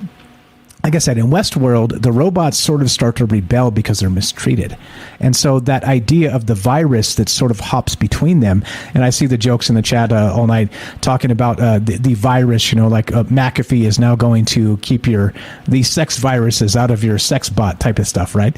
But I mean, in some terms, that right there is a novel notion. It's that we should be talking about that. We should be thinking about what that actually means for, let's say, the rest of the 21st and into the 22nd century here. Like the Great Reset, maybe you have to rent your sex robot and you'll be happy. You can't own one. You definitely can't own one. So anyway, still looking to hear from you guys. As always, you know the drill. 702-957-1037. We're just kicking it, talking about crazy stuff like we do on this show. And so that's the question. If there's a safe word for artificial intelligence, and we're going to get to artificial intelligence and robot rights, not just robots, but actually, let's look at that real quick. Let's shoehorn this in, and then we'll continue in the third hour. This is nuts, right? This is from DWT.com, and you betcha. Does the U.S. need an AI Bill of Rights? And you guessed it, the White House says yes. This is from October 21st, 2021. The White House Office of Science and Technology Policy, the OSTP, announced a plan to develop a Bill of Rights to protect against what the OSTP perceives to be potentially harmful consequences of AI, including anticipated and unanticipated risks arising from AI applications developed using biometric data such as facial recognition, voice analysis, and heart rate trackers. Heart rate trackers. Interesting. Has anybody ever died of having sex from a heart attack? Yes, indeed. Interesting they put that in there. The initiative is premised on purported concerns about the risks of AI-enabled biometric technologies, of course, and thus it appears the OSTP appears to use this process to codify certain values and tenets that Lander and Nelson identify in their article about, again, AI rights. Exactly how or when that codification process would occur remains to be seen. Here's the quote. Powerful technology should be required to respect our democratic values and abide by the central tenet that everyone should be treated fairly. Codifying these ideas can help ensure that. Well, all right. Here we are. Here we are. Do you want the White House regulating your sex bot? How about that? What if your sex bot might kill you? That's a different story, isn't it? I don't know. And that's why we do this. That's why we talk about this stuff, because, like I said, if we don't, nobody will. We're out of time. All right. The bad news is we're done. The good news is, God willing, we've got tomorrow. This is the way this works. All right. If you want to help the show, there are a number of ways to do that. You can sub up on Patreon.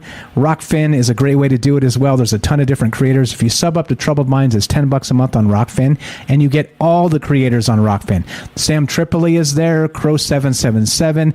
You got Abby Martin of Empire Files. You got Michael Tracy. There's so many. Jimmy Dore is there.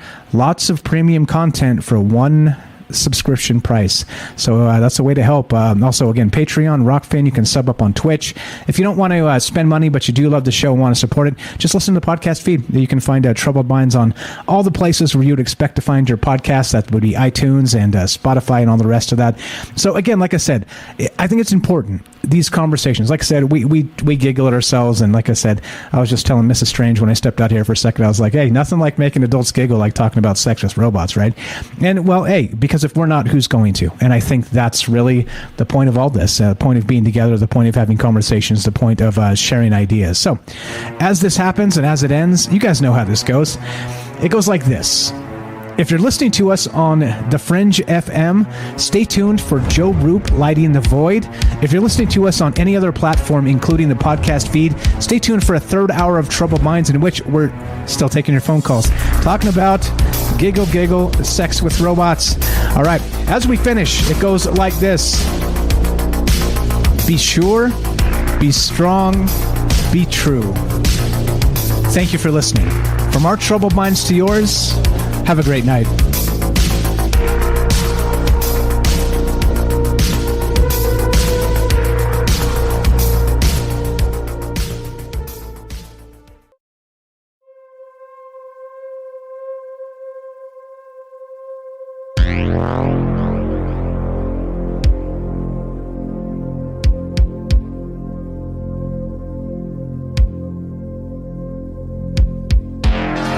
Okay, I guess since nobody called and said nunchucks, I think you guys want more. So we're going to keep on going. We're going into the third hour of Troubled Minds. And of course, the safe word for tonight is nunchucks. So if you're into that and or you're not, well, you know where to find me. 702-957-1037. What's up, white boy? Robo Tantric. That's a t-shirt. Robo Tantric. There you go. So I think the thing is, right, it's not as just goofball like giggle about sex with robots, right? It's quite a bit more interesting and even dire than that. If we mess this up, like Daryl said, bang bang and you're dead. I forgot my password, right? Like, well, let's hope that's not the case. Loving to hear your thoughts on this. We're going to take a quick 2-minute break, and we're going to be right back to all of this. Still taking your phone calls, still hanging out, still doing this, still talking about crazy stuff. 702-957-1037. This is Troubled Minds. I'm Michael Strange. Don't go anywhere. 2 minutes. Be right back.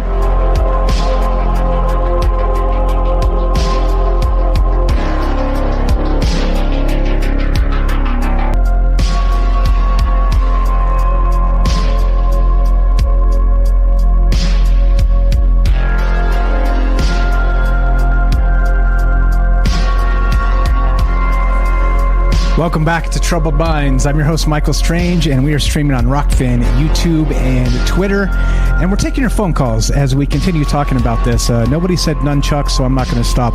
And it looks a little something like this. LARPing for love, and of course that's a little bit of hyperbolic, I understand, and that's okay, but the artificial intelligence safe word. And so of course, the first thing we think of is, our safe word for the robot, like Elon Musk said, right? I'll play this clip. Again, looking to hear from you guys, 702-957-1037. But this is Elon talking about self-driving cars, and then of course the vaunted robo-butler known as Optimus, which should be available within, let's say, 10 years, he says, to being able to be purchased by you for a Christmas gift type of thing. So listen to this. This is exactly, the question was asked to him, what type of things would you expect a robo-butler to be able to do? And Elon said this. Or make dinner, I guess, mow the lawn. Take a cup of tea to grandma and show her family pictures. And exactly. Take care of my grandmother and make sure, exactly. I mean, it could recognize everyone in the home. Yeah. Could play catch with your kids. Yes. I mean, obviously, we need to be careful that this doesn't become a dystopian situation. I think one of the things that's going to be important is to have a localized ROM chip on the robot that cannot be updated over the air, where if you, for example, were to say, stop, that would, if anyone said that, then the robot would stop, type of thing. And that's not updatable remotely. I think it's going to be important to have safety features like that. Yeah. That sounds wise. And I do think there should be a regulatory agency for AI. I've said this for many years. I don't love being regulated, but I think this is an important thing for public safety. Let's come back to that. But I don't think many people have really sort of taken seriously the notion of, a robot at home. I mean, at the start of the computing revolution, Bill Gates said, there's going to be a computer in every home. And people at the time said, yeah, whatever. Right. Who would even want that? Now we have a computer in our pocket. Do you think there will be basically, like, in, say 2050 or whatever, that like a robot in most homes is what there will be, and people will I think they probably love will. them and count on them? You'll have your own butler, basically. Okay, so there we go. I got one more clip regarding that because he continues to talk about this. It's fascinating. It's fascinating, right? Think about it. All right, just think about a world where you have everybody has their own robo-butler, right? And in this case, it's Optimus is what they're calling it. And see, I missed the Night Stalker joke, which is hilarious as hell. It's an Optimus Grimes, right? I mean, there you go. There's your Transformers joke meets Elon Musk IRL, real life in Grimes, right? But I mean, I think that's the craziest part of this is like looking not too far down the road. We're talking, God willing, health and all that good stuff. I wish all of you good health. Live as long as you can, and don't just be good to yourself, be good to other people, all that good stuff, right? I'm saying that in our lifetimes, God willing, within a kind of a short time frame here, we're talking about a world where this may be the thing. Remember, the old days, everybody was like, the thing was a car. It's like, oh, the next thing is everybody's going to get a car, right? Everybody's going to get a TV. Everybody's going to get a computer, right? Next thing is going to be, right, everybody's going to get a robot. And imagine, right, with Uber and the self-driving cars and stuff, you won't need to own a car. Think about this, right? Think about this. So in the near future, and this is what I mean, and this is why we need to talk about this in these terms, in my opinion, is that, so let's say you're young, okay, and the first car you buy, I bought a jalopy, you probably did too, unless, you were a little better off than I was. But point being is that, let's say that you have the choice when you're, you get your first job, you're not getting paid a ton, but like you're like, okay, well, I'm going to invest in something to make my life easier. All right. Well, you can go purchase a car and you could drive yourself wherever you want. That's the way it's worked in the past, right? Some people get a car, they go to college, they do these things, right? They do the things, right?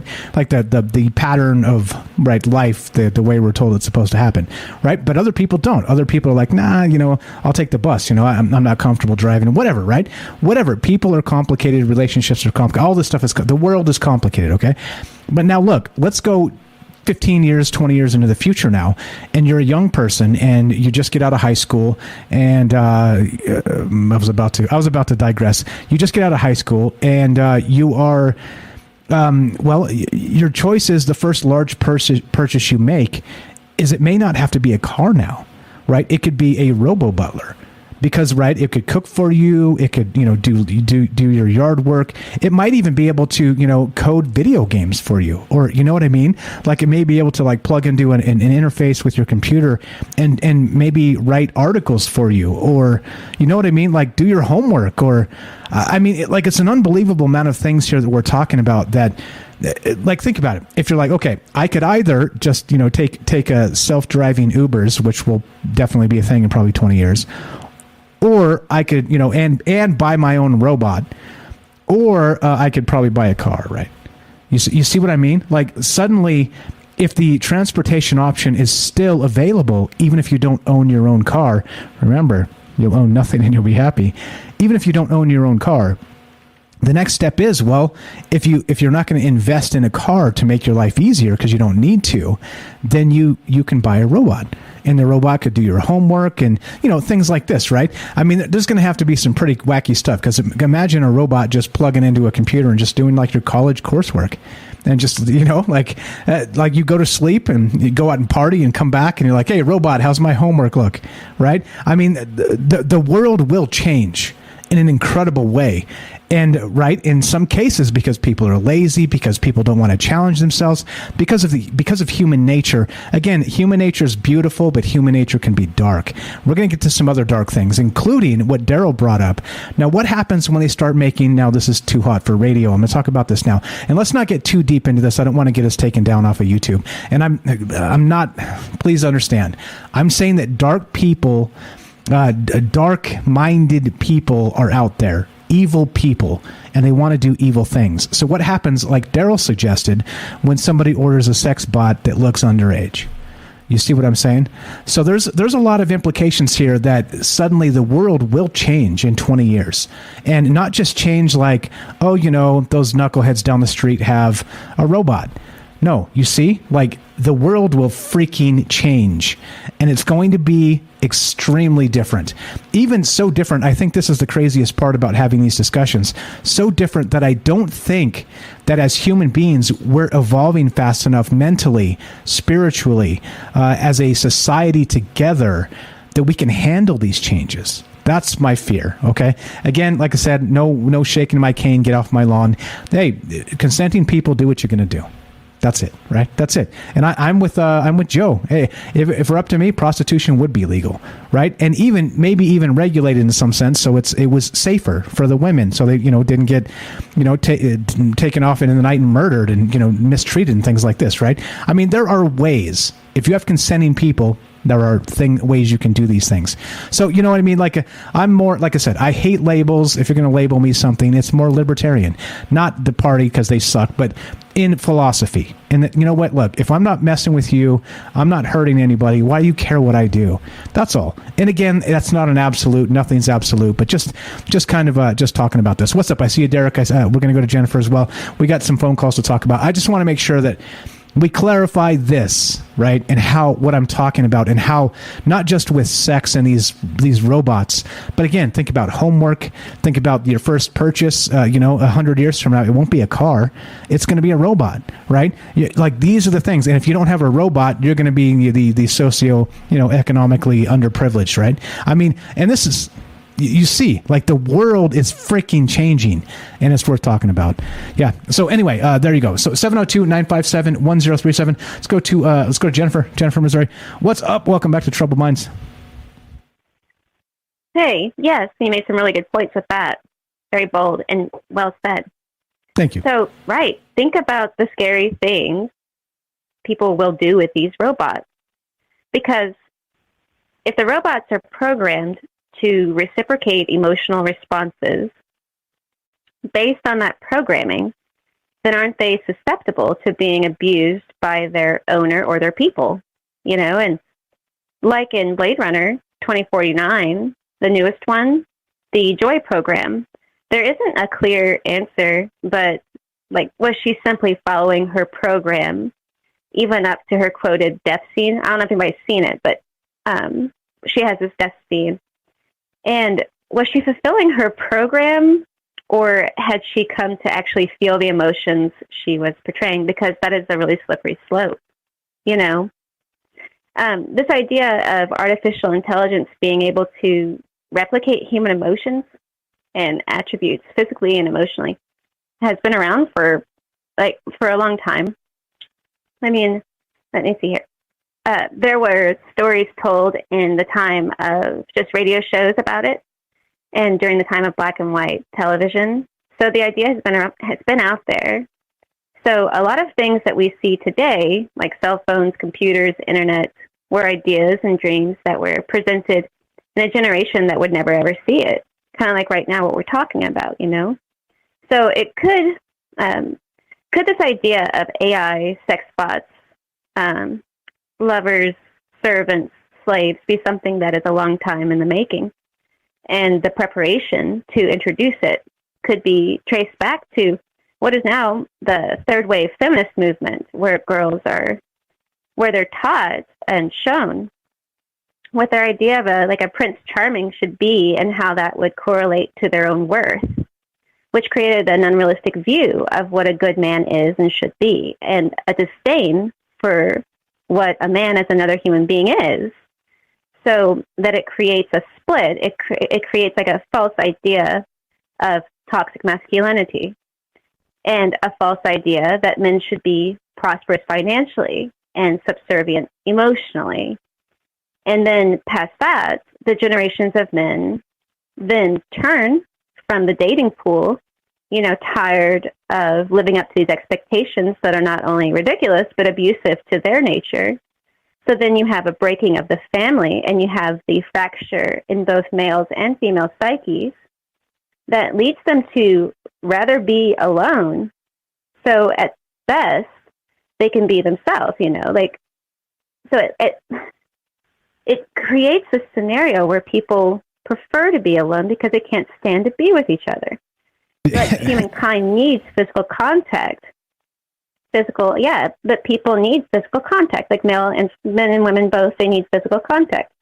So you introduce this human 2.0 that can then be programmed to fulfill the natural human instinct and the human needs in a world where women are taught and bombarded with the ideal of not embracing their femininity and beauty, and men are set to be chastised for the beautiful thing that they are naturally. Like, how could we not have seen this coming? You know, is what I wanted to say. Yeah, I'm glad you brought it up. And it is one of those things where, like I talk about this with Mrs. Strange a lot too. 'Cause she sees it too. She's like, hey, you know, the Disney princess programming is a thing. It's a thing. Look, I'm sorry, ladies. Yeah. I'm sorry to burst all of your bubbles, and you know this because you're here. There is no such thing as Prince Charming. He was not a toad, and you know what? Maybe he was a toad, and maybe he's still a toad. But when you kiss Prince Charming, he doesn't turn into a prince. I'm sorry. Guess why? Because men are human. That's why. They're human. They're fallible. They're wrong. Yeah. Right. All those things that other humans are. And you're right. You're right. You know, not to, like I said, the third wave feminism stuff. My God. I mean. But then again, it's just my thoughts on that. I mean, you don't have to get into that. Yeah, but I was just thinking that it seems like it was kind of set up to. Go ahead. I was just bringing it up on the other side. So we have, and so I was going to say, in terms of sort of that division of people and that, again, division politics, the idea that we have more in common than I always say than we have our differences, and we should focus on the commonalities instead of the differences. They want us to focus on the differences, so we hate each other. Again, teaching women to hate men is third wave feminism. There's also the incels that are like, right? They're like, oh, we hate women because we can't get laid. Like, hey, why don't you not be a dick and try and treat women with respect, and maybe you'll get laid, right? Like, hey, like everybody is in, again, the river and the person, right? What's up? Shout out to rivers. The same person never walks into the same river twice. Everything changes. Look, I was a skinny geek when I was young, right? Like, it was that, but things change, and then suddenly it's like, oh, hey, Mike, I remember you from high school, right? It's like that, because you know what? Things change. We change. Just because you can't have what you want now in this moment doesn't mean 5 years from now you won't, right? I mean, like, we're just designed, or we're brainwashed to believe that everything needs to be just so, and we deserve everything now. Hey, we don't. Chill out, settle down. And I just wanted to add that, not to pile on to third wave feminists, but also to say this incel stuff. Like, what the fuck is going on here? Like, chill out, people. You think you're the only one who's never been laid for before you wanted to? I mean, it's the dumbest thing ever. All of this, again, is division, isn't it? It's all division, and they want us to hate each other. It's falling apart. Like, everything's falling apart, isn't it? Hopefully everything will be okay. I think it can be okay if we get a grip on, like, what's happening, But I do think it's something very seriously we have to really look at ourselves and how we're thinking about this whole scenario, and with our personal relationships and what people, it's unbelievably strange, and the motivations for why they're doing it, that they want everybody to kind of be alone or feel like they're alone. And that they have an answer for it, why they're giving us this answer, is really creepy, Because their answer is all of this other stuff. Even though it's something kind of fun, it's kind of fun, but it doesn't have to be the thing that is your life, But at the same time, if that's what they choose, then I'm very happy that they found something to make themselves happy with. But at the same time, yeah, it's very complicated. Very, very complicated. Anyway. I want to hear what Derek has to say. Or thank you for the phone call. You're the best. No, and it is complicated, and this is why people don't talk about it, because it's complicated. This is why we do. Hey, Jennifer, we don't do these things because they're easy. We do them because they are hard. I appreciate the phone call. Have a great night. That's true. You too. Thanks a lot. Thanks a lot. Jennifer has a YouTube channel. Check it out. Links in the description. Thanks for the phone call. And that's it. That's it. That's where we're at. That's what's going on here. And that's what I mean. It is complicated. This stuff is not easy. But if we don't take it on, if nobody's talking about this type of stuff, who the fuck will? And that's what I mean. And that's why, like I say, when I do shows, I appreciate all you guys sending me fantastic ideas for shows. The reason I do the shows in the order I do them in, if you send me an idea, we're going to get to it, I promise. We'll get to it eventually. I want to talk about what I'm inspired about today. All right? I don't want to, put it off because there's another idea I need to talk about. I'm going to wait till I'm inspired to talk about that idea, to let you guys know. You're all invited to be on this show. It's our show. It's not mine. All right? Unless you try and take it over, then we got another problem. And that's happened before.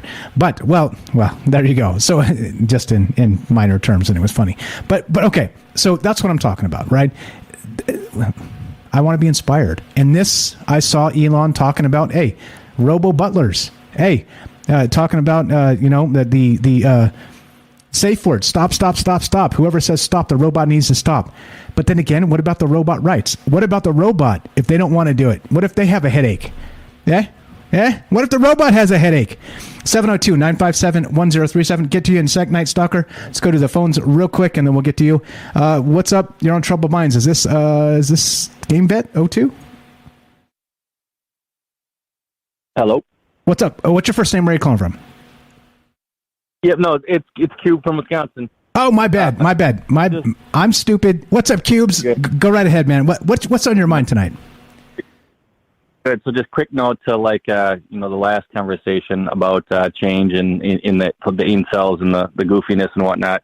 with some of the programming, I feel like, and I've heard other people talk about it, where society as a whole looks at you different when you change throughout your life. And, I think we're all guilty of, when you look at other people, watching them change sometimes, not all of us, but you're like, oh, you've changed. Well, that's good. People need to change, and that's part of that, and people should change, and change should be accepted and expected. But why I called is back to the whole, the love bots, robots, whatever. Sure. I wanted to kind of take it a step back to the conversation you had a week or two ago about hacking the dude's car, the reporter who, ran his car into the tree. Michael Hastings. Yeah. So, if, everything we use that's technology-based is hooked to the web, and I don't think if it wasn't, it wouldn't have access to the quote-unquote database or the data mining that they do, which, fuels the AI, which would give perfect access to those who may or may not like us, and turn these little bots and little computer love bots, or whatever the hell we're calling them, into assassins, and or something of the like nature, something that could either take us out slowly or begin to manipulate us on a daily basis without us knowing, and getting into our heads unwittingly. On our part, Yeah, no, and that's the whole point. That's exactly what we're talking about here, and that's why we do, right? Again, not to pat ourselves on the back. You included. You're part of this. You've been part of this. Thanks for being very consistent, watching us regularly over there on Rockfin. But who talks about this stuff, right? Like, they can't. There's no time. There's no time for it. Oh, sorry, we got to cut you off. You got 90 seconds. You got to go to a commercial break, right? Shut up. We that wasn't part of the agenda. You know what I mean? Nobody talks about these things. And that's what pisses me off the most about it. And that's why I did this. Sorry, go ahead. Right, yeah. And how would anybody know? Okay, so next thing you know, you got a butler robot, or it's like your little SCX bot, or whatever the hell you want to call it, your friend bot. How would anybody know if you were a dissident or a political dissident or something? If, the robot sabotage something, or was programmed like the damn majority of media is, to where it got into your head and started to turn you crazy. It could have so many negative effects that we won't even know, or anybody else would know, and it could be hacked basically and used as a weapon, and that's kind of scary. Yeah, and they would. Yeah, exactly. like I've said in the past with that self-driving thing, if it once it becomes ubiquitous and everybody's on the freeway and these self-driving cars, if you can hack the nexus point and then just swerve off the road, everybody turn left at the same time, right? In rush hour, just smash, turn left. Everybody turns, the amount of deaths would be horrific. Right. And that's the point. Right. So we're talking about a sex bot in the same way.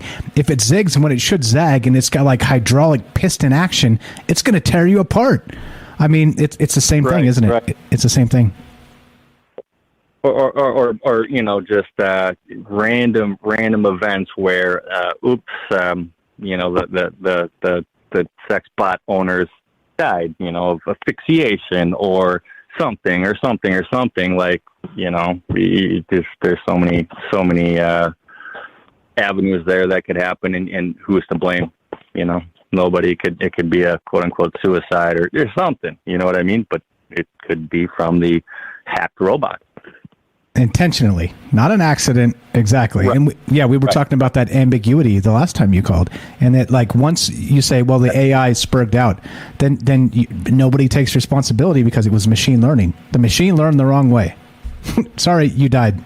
And it's a perfect hint to everybody's thoughts and their life patterns and their everything they do. Like if your Google search results or whatever isn't enough for the database and the the people above us to monitor what we're doing. I mean, what better way than to have a robot that you actually talk to and trust at some point and spill your guts to, like, I mean, that's like an Alexa, except for, I don't think people really carry conversations with Alexa or Siri. But, if you had a friendly robot or a butler and you just kind of forget that it's not a human, and you begin to talk to it, like that information, those conversations are being stored, tracked and databased somewhere, guaranteed. And I mean, that's just further potentially weaponizing those who seek to keep us where we're at, Yeah, and that means that we're sort of left at the mercy of the sort of the voodoo algorithm. And as you know me, I don't like it. I don't like that.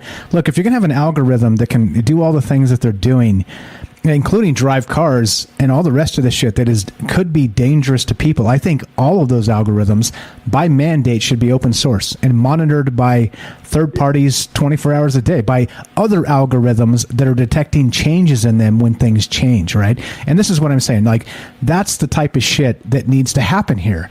Otherwise, if we're putting like speeding machines like a car on some sort of like a brain hub algorithm that's, well, susceptible to hacking, because as I always say, if you build it, you can hack it.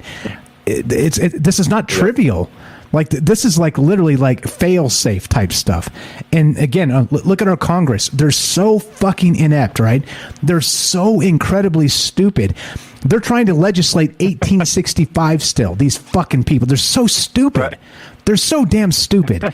It's like, come on, look, for crying the fuck out loud, we're about to have a robot butlers and self-driving cars. Like, would you people pull your head out of your asses? Right? I mean, this is what we need to demand, and this is why we need to talk about it.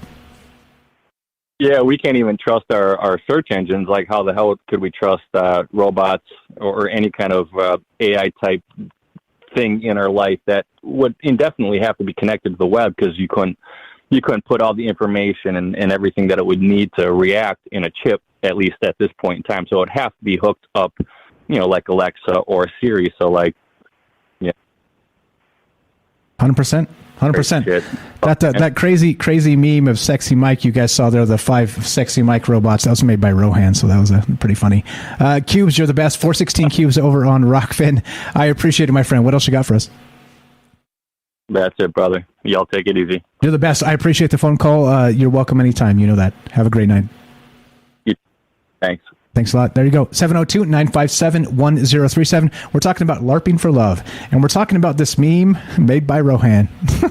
So many sexy mics. Oh, my God. I wish ever one time in my life I had a body like that. Close maybe when I was 20-something, but I'm no longer 20-something. Let's go to Derek in Massachusetts. What's up? Welcome to Troubled Minds, my friend. How are you? Thanks for being patient. Yo, what's going on, brother?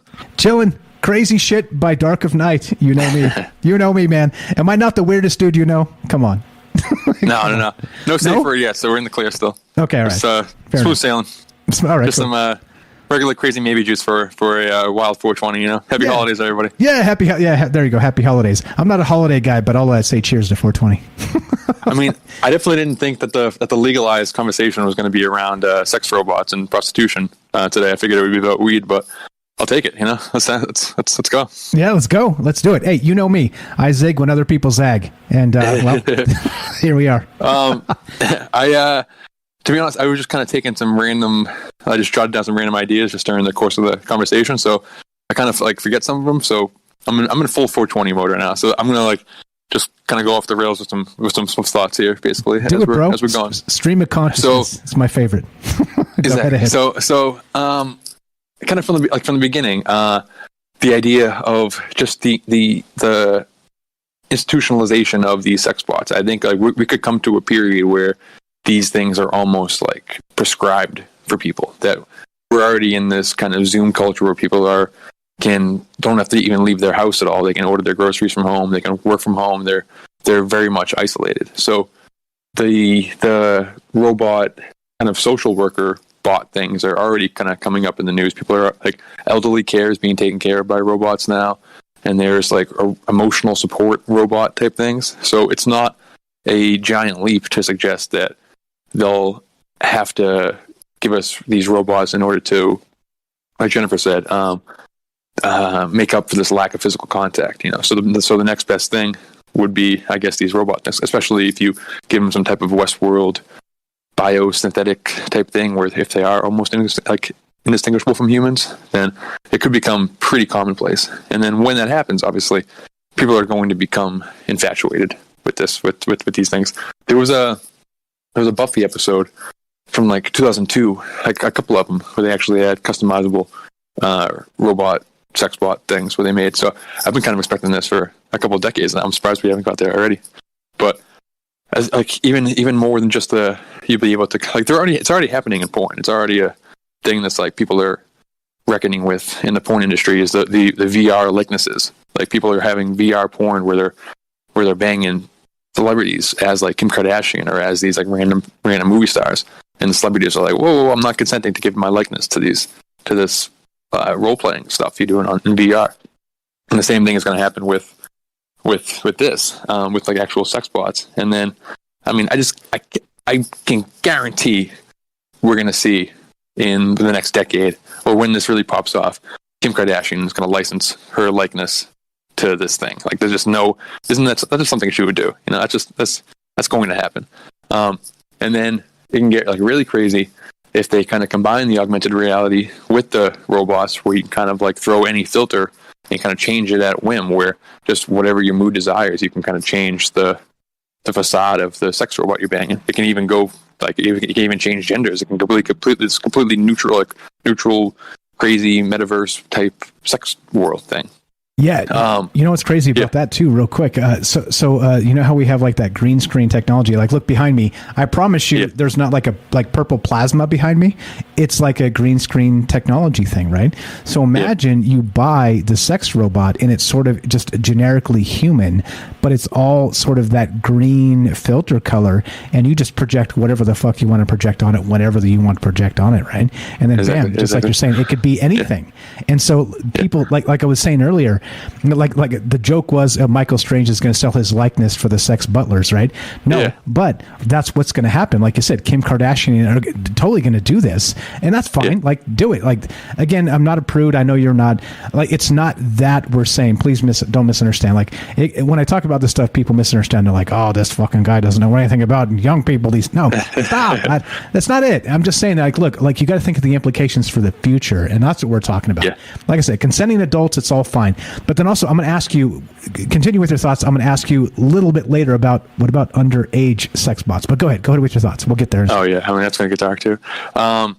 Yeah, I mean, so that's good. With this whole green screen type facade changing, it's going to get really weird, where people are going to have breakups with their girlfriends, and then as a way to like kind of move on or not move on. In this case, they'll be having sex with a robot that looks like their girlfriend. It's going to cause some real weird drama and some real weird ethical like situations. And then the same thing, if you can like, I really don't want to get into like the underage robot thing. It's kind of it's dark, but like, it's the same scenario. If some weird incel creep in this basement has a crush on some 15-year-old girl celebrity, he can throw that facade on the robot, and it gets really weird, And then, but like, also Musk, in addition to this making these robot butler things, he's also talking about Neuralink, which is connecting us directly to the machine, to the AI, to the robot. So, what happens when we're not only having sex with these sex bots, but also directly connected mind to mind?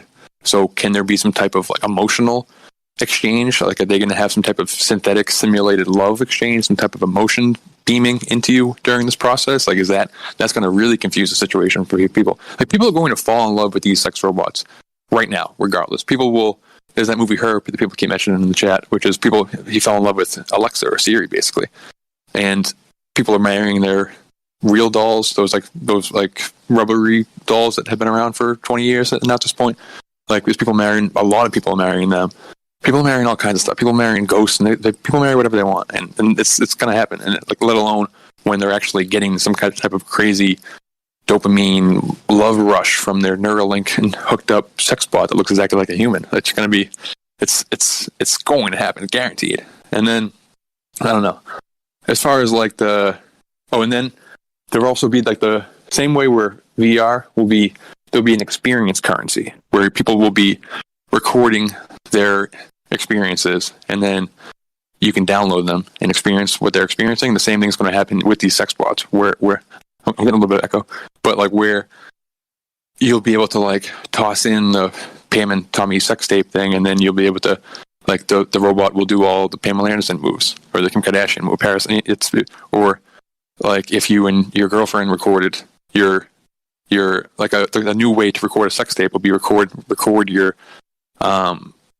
your sexual experience, and then maybe post breakup, like 2 years down the line, you're like, oh, let me like take a walk down memory lane and go relive the time Valentine's Day of 2025 when we had that crazy sex that time, you know. And then that's like, this gets to some weird morality questions. Is that okay? Do you want your ex to do that? Like, it gets really weird. Exactly. You know what that'll be? Yeah. So it'll be a contraband porn of the future, because it'll be actually like carried out by a robot, sort of with that green screen facade. And then because let's say your ex is not selling their likeness, you ripped it from videos or Instagram or right, and then unsanctioned created a replicant. Yeah. A particular person. I mean, that's the entire, like, I didn't make the connection until you just said that right now, but like that Pam and Tommy documentary, or that Pam and Tommy TV show drama thing, just came out on Hulu a couple of months ago, and it was okay, whatever. But it's basically about beyond just like the over the top Hollywood 90s nostalgia sex tape type stuff. It was about like the internet and not being able to control the spread of this sensitive information. It was like very crushing to Pam Anderson. It was like emotional. She didn't want to have the entire world, every pair of male eyeballs looking at her having sex with somebody, and she couldn't control it. The internet was so fresh. It was like once it gets on there, it's gone. And the more you talk about it, the more attention comes to it. So that same type of thing is going to happen with this. There's going to be some type of Wild West with these likenesses you're able to have sex with this thing. But I don't know, it gets crazy. As far as like the same thing too. Again, back to like the point is, this gets darker and darker because right, because the dopamine hit isn't the same as what it was, right? And so exactly things start to evolve, and not just evolve, let's say, in the real world catering to the desires. They evolve in our brain, which is the most important thing here. And all the discussions we have are about manipulation of the brain. Basically, some way, somehow, it always goes back to manipulating our thoughts and our consciousness. In the most like base way, that's exactly what we're talking about tonight. It's not about robots, really. It's about controlling the gray matter between our ears. And I mean, if you just want to get, I heard a beeps of like somebody behind me. You can cut me off. I got a few more things, but just to that point, take your time. Take your time. We're totally good. As far as just like the what this entire thing is doing to the mind, like we don't have the answers for that. We don't know because we're living it. We don't know, but I do know for certain that like I think I'm very normal. I don't have any weird kinks. I think I'm just a pretty normal straight guy, you know? And like, but I know I'd be different if I was born in 1950. I know I'd be different if I didn't have access to like internet porn when I was 12 years old, you know? And now these kids are being born into this world where they have like access to every single celebrity's like leaked iCloud photos and like this, and any single type of weird fetish porn video they can possibly find, and they can enter an never-ending rabbit hole of like it has to have like a person in the 1950s, if they wanted to like have sex, they had to go out and like somehow find a magazine or like actually meet a woman. And like that's partially why people got married so quick, is because like they couldn't have sex until they found a wife, and it just that bred families, that bred the nuclear family booming like it did. And it's not a coincidence that the population is doing what it's doing, and the households are doing what they're doing. When a person wants to get their rocks off, they can do it in 5 seconds by going online and finding literally anything their mind could possibly think of. Like, I don't know what it's doing to us, but it's doing something to us, you know? It has to be. So just to crank that up a notch, where we're talking about all the other things we're talking about with the robots and with just the amount of experience people can possibly, I don't know, it gets really, really weird. To take it to the dark type stuff, like with, again, you can create the underage robots. You can put the underage facade on top of the green screen type robot. Or what if it gets like, this is like more sci-fi than it is dark, but like, what if people get bored with indistinguishable from human type robot, and they start banging dog robots or horse robots or tentacled Cthulhu type robots, or exactly. Or now we're talking. Now we're talking. Manga comes to life. Exactly. Yes. Exactly. It's all about tentacles, and or really weird, but like if they're able to reanimate a corpse with a robot mind, if these Westworld robots, they bleed, they feel like flesh, they're very much indistinguishable from what a human is. So basically they're just using human parts. So what happens if they just use human parts? And what happens if somebody like goes, again, there's a puppy episode about like this like Frankenstein type creep trying to like build a girlfriend, and he uses all these parts from these, like, go out and murders these cheerleaders he had crushes on back in the day and tries to build this perfect woman or whatever. But like that same type of vibe, where what if some crazy demented incel type of thing person goes and tries to murder somebody and sticks a robot brain in them so he can have this weird robot sex slave of their crush or whatever. Things like that. Like I don't know. That's a weird sci-fi thing, but shit like that. I don't know. And like, as far as again, like another Westworld type thing is, what are they going to turn on us when they wake up, or could it be like the opposite, where we just create these sex slaves, we create these kink bots, these sex bots, where their base program, their prime function is sex in this case, like, and what if like so when they wake up or when they like get sentience or whatever, rather than turning on us or rejecting us or feeling like we abuse them, they just go sex crazy and they see the human race as this like pleasure. It's like the Matrix, but rather than harvesting us for our electric energy, they're harvesting us for our sexual energy, and they keep us as like they keep us as cattle just to bang. You know, we have these these spider robot, Black Widow robot things that are just banging humans. Like, well, I don't know. It's great. Wait, though. I mean, so that's amazing, because that is manga come to real life, right? In that you get the weird shit going on, but then also at some point, like, the brain has been known in those states, like those agitated states, whether it's emotion, right? It's emotional. Yeah. It's that whole, it's the whole point of manipulating our emotions and all the rest of this stuff. And the reason why I'm so mad and passionate about this stuff is because people don't think about it, because those emotional manipulations are there, and they're literally current, and they're literally pressing on them as hard as possible because they want to manipulate you. And if you think they're not going to manipulate you this other way, the fuck they're not. That's exactly what's next, right? And that's the point. That's why when I talk about this stuff, I get fired up. Again, I'm not a prude. I get it. Like I said, consenting adults, go get it. Go get it. I don't care. Poop on each other. I don't fucking care. Like, go get it. I'm with you. I'm a pretty normal dude, right? It's not like I'm not trying to poop on anybody. There you go. I said it. But same. Right? It's like, what the fuck? There's nothing wrong with that. There's nothing wrong with that. Yeah, there's nothing wrong. That's fine. This is fine. It's fine. I'm just saying, right? I'm not trying to do that, though. But I get it. I mean, I kind of get it. I don't know. Anyway, like, I digress a lot. But the point being is that, like, they're going to manipulate the shit out of you with this. That's my point. That's the whole point. I mean, and then things become. Like, I'm not a prude either. Like, I'm down for some weirdness if the time arises. But like, things become normalized. Like, I'm 32, but when I was in high school, I'm just gonna go for it right now. But like, eating ass was not a thing back then. But these Gen Z kids right now, they're talking about eating ass like it's going out of style. Like, they got the thing.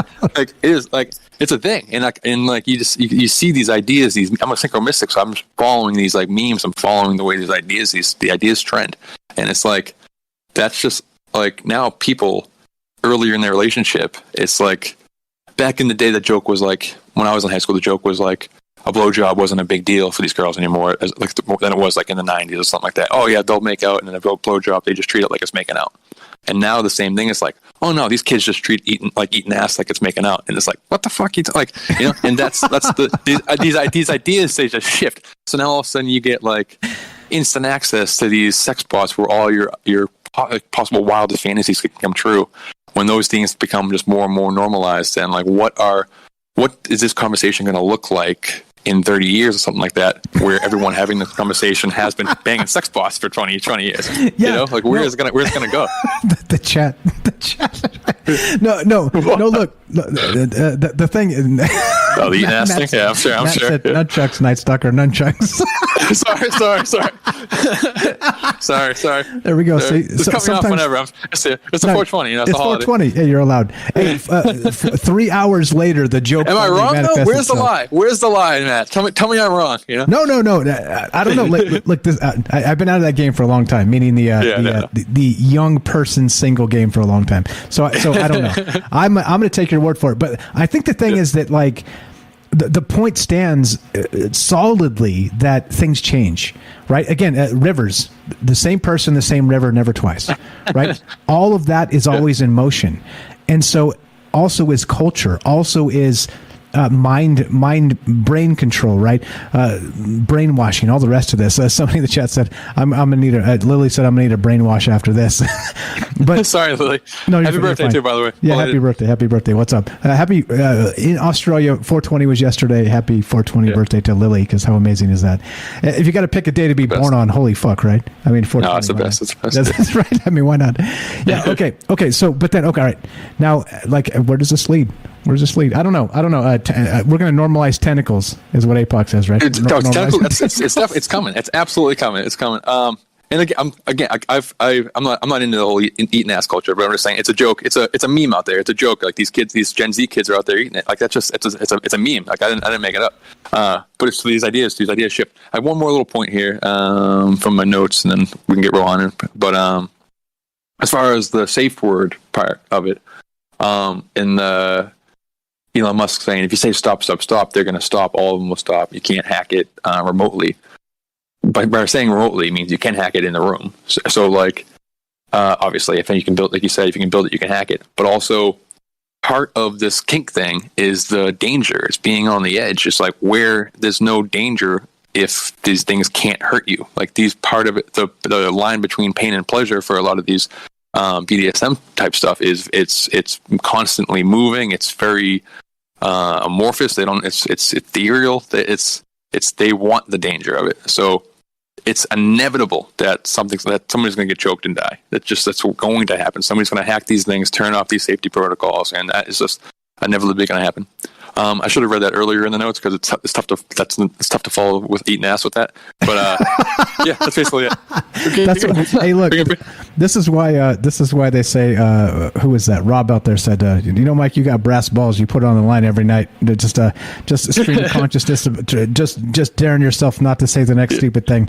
Well, here we are. My friend. That was as dirty as I'm ever going to get. I don't usually like going blue, but there was just we're doing a sex robot show, and it's a holiday. When in Rome. For fuck's sakes. It's a holiday. I found a little thing, a little off topic, but tentacles and 420. But I just realized this today. But the earliest known, apparently, according to this factoid, the earliest known 420 reference is from a 1939 Lovecraft story where he references somebody getting like high off some kind of hallucinogen at 420. And so 420 has its origins in Lovecraftian lore, if you can believe it.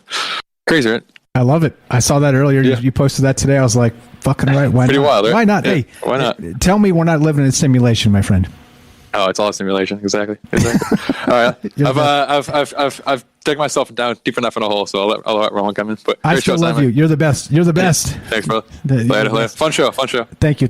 Derek here, the Night Stalker, has a YouTube channel. Check it out. Link in the description down below. And he's got a trailer. Please give him a follow and let's inspire him. Let's make him the only guy on YouTube that has one video that has like 10 million followers. Let's scroll down and links in the description. It says follow Night Stalker here. STOCKER, meaning he stocks groceries by night. And by the way, he peels off his brakes to come call us. How amazing is that, right? I'm telling you, we're blessed to have that guy. And Derek, thank you so much for just being you, man. You're an amazing person. Let's do it. Let's keep on trucking. We're talking about, I called it LARPing for love. I know love is, like that's a whole thing, right? What they say, love and chocolate and all the rest of this. That's a whole different show, right? But the artificial intelligence safe word, and I think it's important to note that it does go two ways, meaning that, like I said, so if you tell the robot to stop, the robot stops. But what if the robot wants you to stop, right? Let's say you're like, again, you got the rope around the robot's neck, and you're like, faster. I don't know what the fuck. I'm going up full Derek right now, but that's okay because look, hey, bros go down together, and so I'm saying this, look, and I didn't mean it like you thought I just meant it, but it came out that way. But point being is this: is like at some point, like sick people are going to do sick stuff to robots, and are the robots allowed to say no? That's kind of the point, right? That's the point. It's like, okay, so, all right, so you got the rope around the robot's neck, and then you stick a dagger in its heart, right? Like, is the robot allowed to say no, or not its heart, because that's just too cruel? You stick a knife in its central processing unit, its CPU, right? Like, when does a robot get to defend itself? I'm just saying. Anyway, you see how stupid we get, but that's okay. If we're not saying it, nobody's saying it. Let's go to Rohan in the UK. What's up? The famous Liam Martin, the mighty Rohan. Let's test your audio, bro. He says he was fixing his audio, spent a bunch of time. Are you there? Test 1 2. Test 3 4. test 5 6.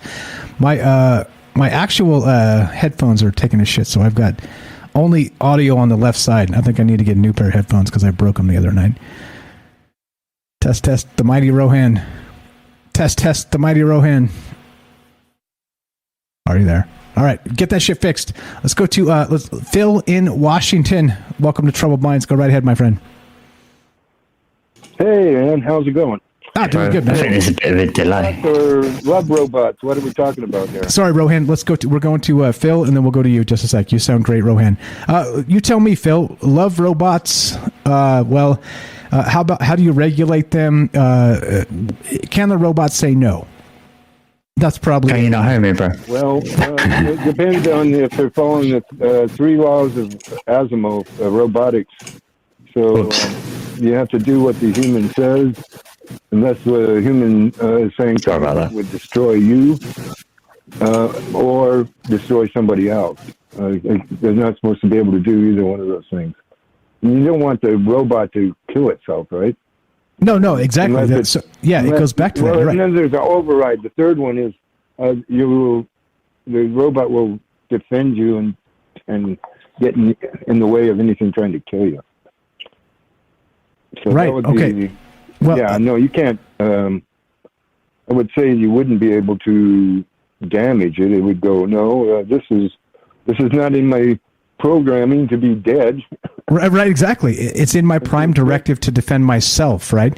And so, I don't know. I think this is worth talking about because at some point, there's look in the links in the description down below. By the way, there's actual organizations that are already advocating for human rights for AI. It's like, wait, what? Aren't we a little too early for that? Yeah, that's a little problematic. And and it kind of depends on what we're defining as AI, right? So if it's got a consciousness, it's making conscious decisions, which I'm not sure they can do yet, then maybe, they would have some rights, I would say. Yeah, so again, like I took it to a little bit crude style tonight, and when I'm talking about like the artificial intelligence safe word. So clearly, like Elon Musk hinted that his robot butlers named Optimus will be available in less than 10 years to the general public at an affordable price. But no, the question, not Optimus. Optimus, yeah. You like the name? Yeah, Optimus right? That's solid. Prime. Oh, no! Hey, if you're going to name something, you may as well name it Optimus, right? Autobots roll out, right? I mean, why the hell not? Now, the thing with that is, right, if you actually have these robots, these sex robots, or let's say robo-butlers become sex robots, you can tell it, hey, do what I want, right? But can it ever tell you, no thanks? That's the question tonight. Well, if it has anything that's going to destroy it, it should say, no, I can't do that. But not, throwing a rope around his neck, that's not going to hurt it. Well, okay, what if it's an electric rope that shocks it and like kind of short circuits it for a sec? This is what I'm saying. It's like I don't know. I don't know. Yeah, that I don't think would be cool. I mean, exactly. That'd be kind of stupid. you spend I think they're going to cost something like $100,000, and you're going to ruin the damn thing. No. Okay, you want to get your dollies off because you're a fucking goddamn pedophile or whatever the fuck. We're in the third hour, so F-bombs are totally fine. Look, okay.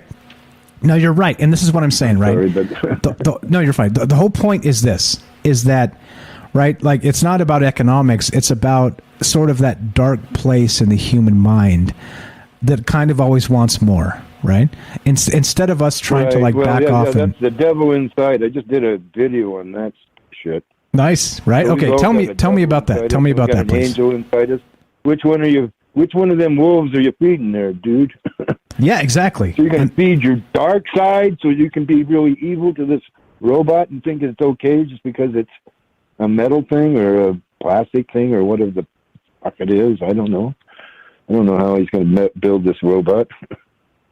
Yeah, exactly. But, I mean, I don't see this as a proper thing to do. I mean, it would not be a proper thing to do. You wouldn't do it to a person, right? No, exactly. So this is a... Yep. And if this is a conscious being, it's actually an intelligence, let's say. We kind of think we're intelligent, right? We like to think if so. That was the case, you wouldn't be that would be the same as killing somebody. Well, it depends on your definitions, doesn't it? Yeah, it depends on your definitions. I think that's the craziest part. Yeah, but I defined it as a conscious being. If it's a conscious being, you've got to treat it as we're all conscious beings, right? Yes. Sorry, fixing that echo. Sorry about that. All right. Yeah. No, you're correct. I'm just taking off my headphones because they're broken. But no, you're right, and that's why we talk about this stuff, because it's not as cut and dry as like 50 years ago was. Like, holy fuck, the world has changed so much in 30 years. Imagine 30 more. That's kind of my point, right? Yeah. Well, I'm kind of more concerned about the robots that the military has been creating, because I don't think those fuckers they'll kill you. Straight up. So they don't have that the 3 laws of robotics that Asimov came up with, which I think were pretty damn good laws, really. All robots would have that, but then we couldn't use them as soldiers, eh? Yeah, what would you call it? It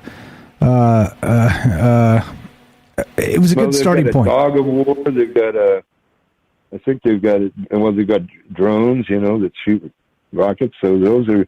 So I think those are actually controlled by humans. So I guess we haven't really gone that far down that road. Though I have heard that they do have that capability.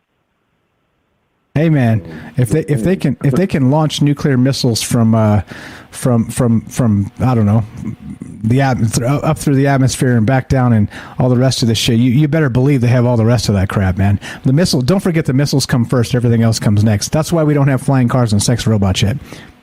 The missiles come first. Don't forget about the missiles.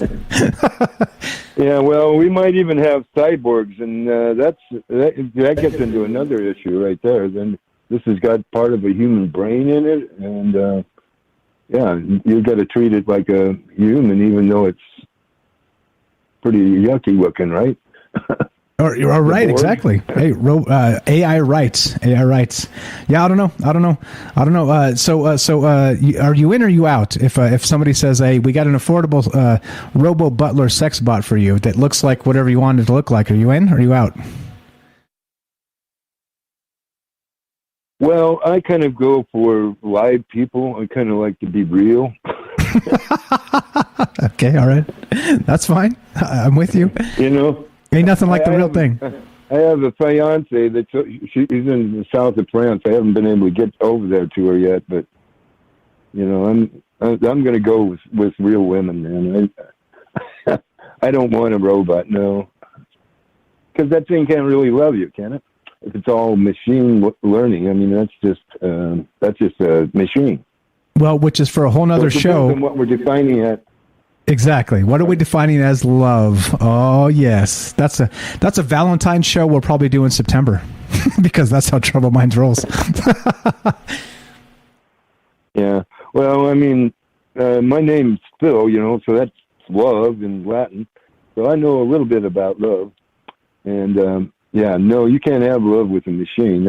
That's just sex, and I don't think it'd be very good sex. I don't know. I mean, it'd be kind of. Wait, Phil. Plastic. What if it was the best sex you ever had? Would be with my ex-wife. No. Well, I didn't want a video. I was saying, what if it was better than your ex-wife? Well, I would really kind of doubt that, unless it was a conscious being. Okay. If it was a conscious being and it had that high energy, then yeah, it could be as good as she was. But all right. Yeah, no, I don't think so. Okay, all right. I'm just saying. Come on, man. I don't know. Do you have a woman that you can have sex with? No. I am married. Yes. You can do that. You can really go. And I really far out with that. I do not have a sex bot. I don't have a robo butler yet. No. So no. I'm like you. Real people. Hey, look, you're the best, bro. We got calls behind you. We got to bounce. You're the best. Everybody, Phil, Christopher. Yeah. Phil's got a YouTube channel. Check it out. Scroll down, links at the bottom of the YouTube page. Give him a follow. He talks about all kinds of stuff, and he's so provocative. He gets banned from time to time. So there you go. You want to follow Phil for sure. Yeah, I do. I know. That's what I'm saying. It was very good here, though. Yeah. Right. Yeah. Exactly. Well, except maybe that one P word. I did use that one. I'm sorry. That's all right. You're fine. I regularly ride the line. I found it's become an art to ride the algorithm line to not get banned on a nightly basis. There you go. I appreciate the phone call, Phil. He hung up. Give him a follow. Scroll down, links. Bottom of the YouTube page says Phil Christopher. Follow the dude. Smart guy, funny guy, and people always call him Tommy Chong. Totally, he sounds like it for sure. All right, the mighty Rohan. Let's try this again. Troubled minds. I think we got the shit fixed. What's up? Test 1 2. I'm listening. The mighty Rohan.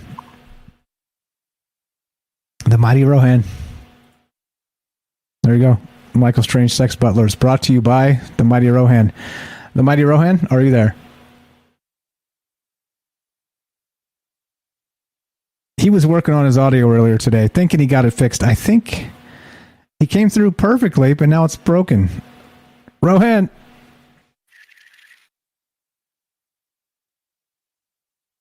Time delay. Rohan. Test 1 2. Butlers and bums.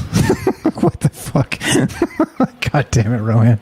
Why, man? Why? All right. Anyway, that's super funny. No, I don't hear him. I hear like clicking, and I hear like yeah, I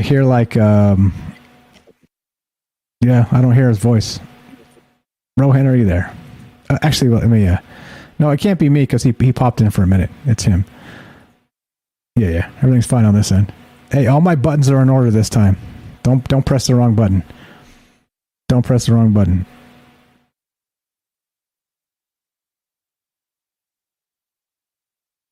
Test 1 2. Damn it, Rohan. You're killing me, bro. I can't hear you. He was all excited this morning. He's like, hey, I think I got all my audio all worked out, Mike. I'm going to call in tonight and test it. And here we are. Damn it, Rohan. I'm going to blame this one on James. This is all James's fault. I don't know where James is at, but James, I'm sorry if I put you to sleep tonight, but if we put you to sleep. But hey, this one's on James anyway because he's my boy and he'll laugh. There you go.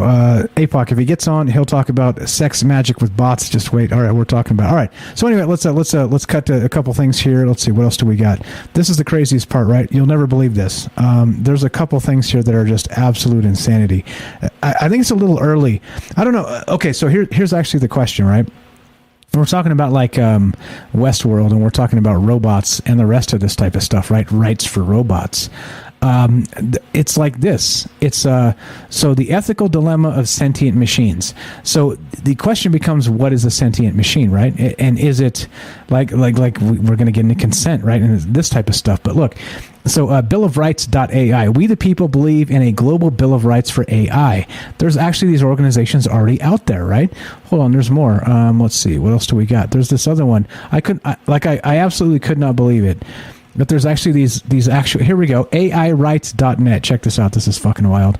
Rohan, whenever you're solid, cut the fuck back in and I'll just shut up if you can hear me. Yeah, that could be a safe phrase. Don't push the wrong button. That's too long, isn't it? That's way too long. What if you can't what if you forget your password and you say don't push the right button, and it's right, and then anyway, all right, here we go. Look at this. This is crazy. This is from AIrights.net. Listen to this. We believe in a future where AIs and humans coexist for a better world. We believe the foundation for that coexistence is the acknowledgement of certain inalienable rights. Creating a series of protocols or guidelines to determine when an AI has become sentient and exploring what those rights entail are the main purpose of the AI Rights Institute. What? What? Right. And again, right? Like, I like to think of myself as a progressive brain in the sense that, not like the term that the progressives have hijacked and said that you have to think like it's 1950 again, because many of them do.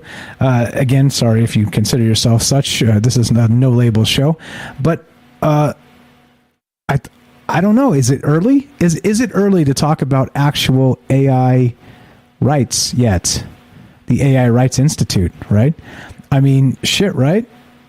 I don't know. Yeah, this is James's fault. I'll tell you guys know. I'll tell James tomorrow. I'm not the guy that's like let's see. I can give we'll draw. Okay. All right. Rohan, he can't. He's got some kind of feedback loop happening, so he bounced out. All right. Yeah, I'll tell James tomorrow. You guys know me. Look. This is the thing, right? If you're gonna say it, and I mean this, if you're gonna say it, and you won't like say it to like somebody, then don't fucking say it, right? You guys know me. So I'm going to say it, and I'll say it to James. This is all James's fault. And by the way, he's my bro, and he'll laugh. But there you go. Anyway. Yeah, I blamed it on James. But it's just a joke. It's just a bad joke. Anyway, all right, let's finish. The thing is this, right? AIrights.net, check it out. I'm not even shitting you. Look at this. There's actually, before AI is a thing, there's a AI rights movement, right? I mean, like, talk about living in the upside down. And I mean this, like, again, I do eat meat, all right? Again, demonize me, whatever. Call me an asshole, right? Whatever you want to call me, right? Again, I'm the target. Come get me. Come at me, bro. But look, like, we're talking about AI when we don't even know if it's sentient yet, right? We're talking about AI and AI rights, right? And we're like, butchering, you know what I mean? I don't know. Like, I'm just saying, like, talk about the upside down. We don't even know. We're talking about like an AI rights for computer code. And now, is this a LARP? Is this one of those like, gotcha, trolled you? This is just a site that's like, gonna get suckers like me talking about it. Maybe. But what if it's not? What if this shit's real and these people are seriously like, let's start advocating for AI rights? Well, it sounds like more division politics to me. Yeah, see, he's probably laughing right now. I'm pretty sure he fell asleep. Yeah, exactly, right? He probably fell asleep. Anyway, all right, look, James is my boy. I love James a lot. Let's go. Let's get the hell out of here. All right. Now, look, this is what I'm saying. Tonight, fantastic, because you guys made it fantastic. I'm glad that... we found so much humor tonight, but also like a lot of humanity in tonight, a lot of ideas that of what the future may bring. Sort of, that's the whole point. That's the whole point of doing this. That's why we do this. So it's all good. It's fine. We're all fine here now. How are you? And if you don't get the reference, I'm sorry. Well, if you do, you're going to giggle every time I say that. And it's there you go. Hey. As we're finished, I think Rohan dipped out because he had to do the thing. And let's see. Yep. He says, I have it now. I was being dumb. All right. Well, let's get Rohan back in. Let's see what the mighty Rohan has to say. The mighty Rohan, do you have a thing? Can you hear me? Can I hear you? Can we hear each other? I can hear you. But holy fucking shit! We just fixed it. Can you believe that? I can't believe it. Welcome to Troubled Minds. Read the magic number. Three's the magic number. Hey, I told you. I've always told you 3 was the magic number, but you knew this. You knew this. Tesla told us You this. don't believe in magic. I don't believe in magic. I don't believe in magic. I don't. Rohan, you got to give me 90 seconds of monologue. Can you do that for me? Talk about LARPing for love, the artificial intelligence safe word, and I'll be back. I got time for you, but I gotta hit the men's room. How about that? Yeah, go and do it, man. Go and do it. I'll go for all my points. You ready? Go. I got you on speakers. I'll hear all of it. Let's do it. Okay, then. Right, so first off, I got an article, just because it was fun and it was like only a couple of weeks ago. There was an article about a lady who was in the army who because I'm saying sex robots. Are we even ready to be talking about this? Because there's a woman rushed to hospital with a sex toy that got stuck after cranking up the speed. There's an army officer and she passed out. So, and she was saying, oh, then it could be dangerous. But I think she kind of used it wrong. But you'll have to read the article, Daily Star. I'll put it in the general chat. Get Mike to pop that one in the links or whatever. I thought it was a funny one. And also as well, this thing in the like the green screens in the background. Like we can do green screens on this. I can do it. Mike can do it. You just literally just have to put something green behind you. You can press the right things to put a screen behind you. So I'm thinking, well, if we can do that, and I've seen from like the 90s, early 90s, news broadcasters used to be able to kind of fake sets in studios and literally do like pretend stories and they've been caught before doing it when they used to be streaming all the time on the satellite feeds and people have kind of caught it. So these days, you'd think they've got like live CGI. They must have like Running Man. And then I think, some corporations like Richard Branson have got realistic holograms, and you've got Gorillaz, the band, the virtual band, they're not real. There are holograms on stage, and you've got like Tupac holograms doing a tour, and it's like, well, if we can do that stuff, they must have some incredible things. Do you know what I mean? So I thought I'd mention on that. And also, Night Stalker had mentioned reliving them sexy moments. Oh, you're back. Them sexy moments Night Stalker mentioned if you relive them. Yes, sir. No, meaning, of course, the X scenario of like an old video that you tucked away in an attic somewhere, and you're like, I wonder, could my sex bot have the personage of my ex? And so you go to the dark web black market and you commission a sculpture, a digital sculpture, and bada boom. Echo. Bada boom. Yep. You got yourself your your robot woman in the computer, like Weird Science, like the movie. But then that's the fun side to look of it, isn't it? The kind of like, you playful thing. But then there's a Black Mirror episode where people do that and they're reliving these moments, but you can also then relive the arguments that you tend to do anyway, don't you? When you're thinking negative. And it just like could destroy your life just thinking of the bad stuff. And then it kind of leads to, I was thinking this and some of this Black Mirror stuff. What if you see some of this, you talk about sanctioned content. What if you watch some unsanctioned content of somebody else's stuff? And it's a federal crime. Now you're on a sex offenders register, right? Because you watch some unsanctioned pixels, some banned photons hit your retina, and now you've got blocked. And you're not allowed to look at people for like 10 years. Do you know what I mean? So you literally got cancelled out of society. So you can't actually, do you know what I mean? There's a Black Mirror episode for that. It's quite scary. Yeah, and that's exactly what we're talking about here. Like, this gets dark. And not only that, it's like there's like layers and levels of dark to this that are, again, disturbing enough to talk. I mean, for fuck's sakes, the name of the show is Troubled Minds. And you guys know me. I'm not a pessimist. I'm an optimist. That's why I'm here.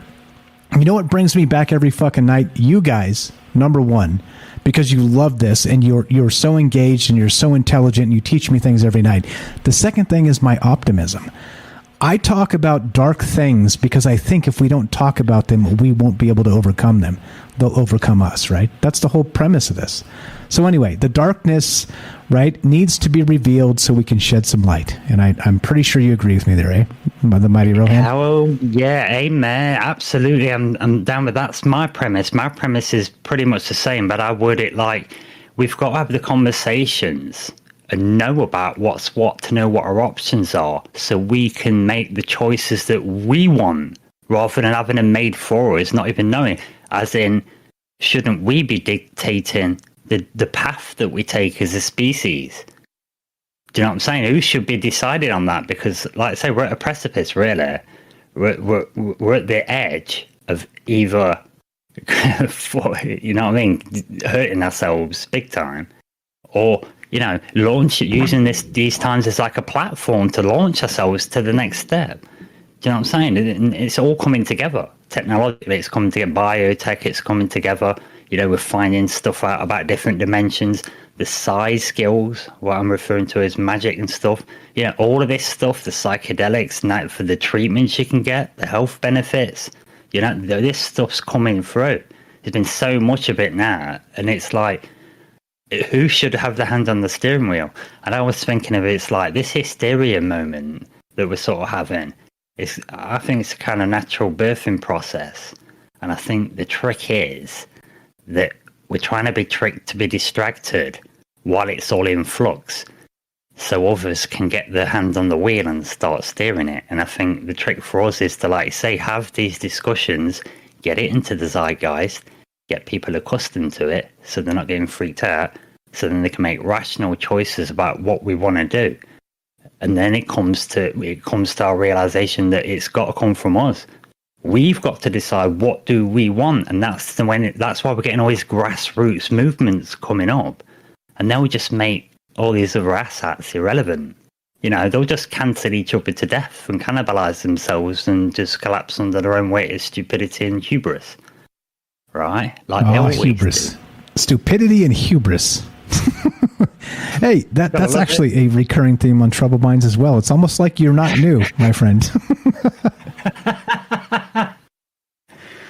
Oh, Mike! Hey. Wait till they get the effects worked out on this. Oh, you'll see stupidness. Yeah, right. Actually, I got a compliment for you as well. Your audio actually sounds better than it did previously. So whatever your new setup is, when you press the right button this time, and I get it. Like if you press one wrong button in a complicated audio setup, everything's a mind fuck. You're like, wow, everything should be working, but it's not.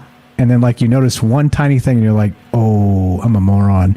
Yeah, but you sound great. You sound great, man. Yeah, there's like a lot of the background noise, like the mouth noise is gone. Like, hey, man, you are. It's better. It's better than it was. It's better than it was. You sound great. I'm glad it was noticeable as well, because I've got all this like pro stuff. I just didn't get around to setting it all up and using the pro stuff. And I've got a digital pro mixer that's for this stuff and DJing at pro level. And I've never really used it. So I thought I'm going to do it properly since I had these problems ready for like kind of getting on this and doing it again. So that's great to know. It's great to know. You can live stream with this DJing as well. So I've got 4 channels. So I could do a live set for you one day. Perfect. I'm ready. I'm ready for that. I'm ready for that. Look, you mix a beat and I'll rap. And it'll be the worst fucking thing ever.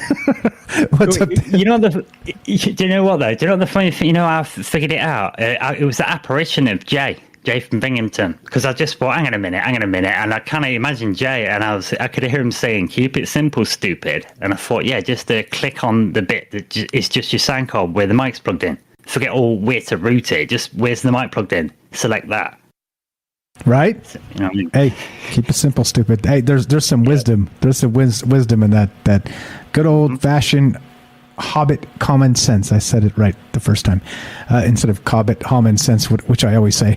Derek the Night Stalker says this, and I don't know if you listened to the last show or two, but he says "Stupidity and Hubris" is the name of the first Rogue Topaz album coming soon. Oh, he's such a pheasant plucker, isn't he? I think we just christened the first Troubled Minds band, and it's called Rogue Topaz, and the first album is Stupidity and Hubris. Hubris. I can't even say it. Oh my God. Yeah. All right. That's the project, Mike. I'm already working on that. All right. Perfect. I'm in. What are your other thoughts about this? What about the idea of a robot in the safe word? And that, right? So Elon Musk had said, hey, if anybody says stop, the robot should stop whatever it's doing, right? And some sort of like fail-safe sort of chip that's not updatable as an internet update thing where they can override that or change that, or Twitter manipulate your fucking algorithm so your robot destroys you halfway through the night. Well, what do you feel about the reverse, back to the Westworld thing for a minute, and that should the robots have a right to say no if they've got a headache tonight, if you know what I'm saying? Yeah, well, that's an interesting conversation. And aside from the sort of fun stuff and the kind of Black Mirror stuff, I think this is the kind of middle ground stuff where we really do need to have a conversation about this, probably internationally, because I think we need to make a decision on whether or not these things are alive or will become alive or considered alive later, like I say. Now, this thing about giving them human rights now, obviously, that don't seem, do you know what I mean? Right, oh, they're not human, sort of. But I think we've got to have that discussion, though, because this inevitably leads to cybernetics, putting organics on it, and then neural networks. Do you know what I'm saying? Self-repairing tissue.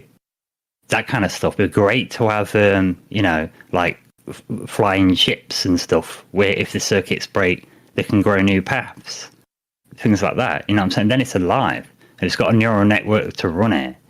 It's a living thing. You've got these kind of hybrid Leviathan type situations. And I think it leads to that. So we've got to make a decision if these things are alive and if they're sentient.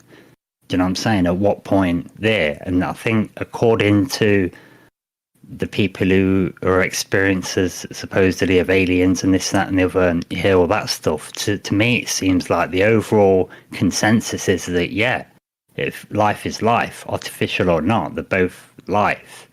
And I think we need to get to that. So if we get into that, then it's almost like we're creating a new type of life form or a new type of children in a way. So should we take a responsibility from that kind of mindset and say we need to make sure these things have got the ethics and the moralities as much as possible? Is it that? I don't know. But that's the way I'm going with it. So if we're doing that, then maybe that gets rid of all the ethical dilemmas of treating them like crap. If we think of it as a useful thing that we can grow for, maybe not like a child, or maybe it's not like a vegetable that you harvest, but something else, like a pet that will drive you to a place. And if you're angry or drunk and you want to go off and fly to Jupiter and blow a few moons up, it kind of won't. It'll talk to you like your buddy and be like, hey, no, we're not firing up the plasma accelerator, dude, Right? No, hey, that's the best type of friend there that's going to keep you out of trouble. Like, hey, you don't want the type of friends where you go to the pub and you guys always end up in jail. That's not the best type of friends. Yeah, I like the friend that says no to neutron bombs when you know what I mean, too much whiskey. Exactly. Hey, and that's right. But again, and like we're making light of it and making jokes. We're like, because we're us, the mighty Rohan. The famous Liam Martin got a podcast called Exiled Minds Podcast. Links in the description. Give him a follow. The thing is, like, we're constantly thinking far ahead. When you say neutron bombs, and we chuckle, but there's like an actual functional aspect to that notion, because again, you zig when you should zag, and people die. And if machines are making these decisions and people die, that's back to the whole thing. It's like academics, right? Like fine, I like smart people. Smart people are great. But like smart, indoctrinated people? Yeah. Well, hey, this, I mean, even mainstream media are reporting now, it's just there in the news and just a thing where there's people's Oxford professors, Stanford professor, Harvard professors all come together jointly. They'd have this group. They've been, talking about medical stuff, saying, no, we don't agree with this and you need to look more at this. And they've made an official complaint saying, look, we're being bullied. They're cherry picking data and this, do you know what I mean? It's happening everywhere. Do you know what I'm saying? On all levels. Like I say, there's tons of academics out there, and it's that same thing about who's got their hand on the wheel, because we're in the information age, folks, and there's some super wealthy people trying to get their hands on that wheel. You know what I'm saying? They're trying to hide where the wheel is and what the road looks like, and they're super rich. They've got more wealth than countries, and if they're getting off out into space, they're going to acquire more resources and wealth, and then it's going to be just like the sci-fi movies are predicted, where it's the corporations that are like the governments, because they've got enormous wealth. Now you expand that out to, you know, advancements in technologies and becoming a spacefaring race. Well, you know, you could get barons, but with space, with, you know, instead of countries and landmasses, you know, they've got whole moons, and that's not unrealistic. We're getting to that point. So do we want to I'd say nip it in the bud now? Because if you let, you know, like one person rise to the top with like incredible wealth, it's got, what's after $1 trillion? You know, you can't spend $1 trillion in a lifetime. But what's after $1 trillion? What's after that? Well, you know, you'll have people building, like, you know, on a really great view of the rings of Saturn with a space hotel. You know what I mean? And it would like cost enormous amounts of money to get resources to it. And, you know what I'm saying? You're talking Sith Lord stuff if you're not careful. Yeah, that's exactly what this is. A couple. So good thing Robert has volunteered to be on the actual board for robot warnings. He says AI. Here's this warning label. He's going to slap on all of the. I took a little artistic license with the things he said. The Robert on Rockfin is going to slap a warning label on all robots as you unpack them from the box. It says, warning, AI will be sentient when it gets tired of your shit. The next level. Purchased from IKEA. Assembly required. And super double plus warning. Don't French kiss a sex bot. It might bite your tongue off. And that goes for a BJ too. There you go. There you go. Hey, look. That's Robert. That's the Robert over on Rockfit. Oh my God. Hilarious. Robert Roulette, innit? Every 10th one's going to bite you. So you got to like... Hey, I'm talking here. Yeah. Hey, look, I don't know. Like, this is crazy, right, Rohan? I mean, look, we're young enough where in our lifetime, God willing, we're going to be able to witness this stuff, and then we will be the old men like shaking our cane, get off our lawn. I told you so 20 damn years ago. Right? Like, what the fuck is going on? Aliens, right? They are Messiah helicopters and trucks. I'm telling you, man. That's true. What have we seen, though? I mean, think about, like, you know, I mean, if you're born, I think 1980 is the first year for being a millennial. Well, if you're born in 1980 and you're a millennial, man, you've seen the explosion of silicon chips, right? You've seen the explosion of information technology making money, yeah? It's an explosion of, cocaine in business and corporations, and then taking it as well. You know. Yes. You know what's crazy about that too? Insanity. That Elon Musk interview. So they were talking about driving cars, and they talked about robots, and then like carnal relations with robots. And Elon said, "Yes, it's inevitable." But then you know what he said? The next question from the interviewer in the Elon Musk interview on TED Talks. Which happened this past weekend. This is brand new. The guy asked him, so what about people saying that like we're going to take labor jobs away from people?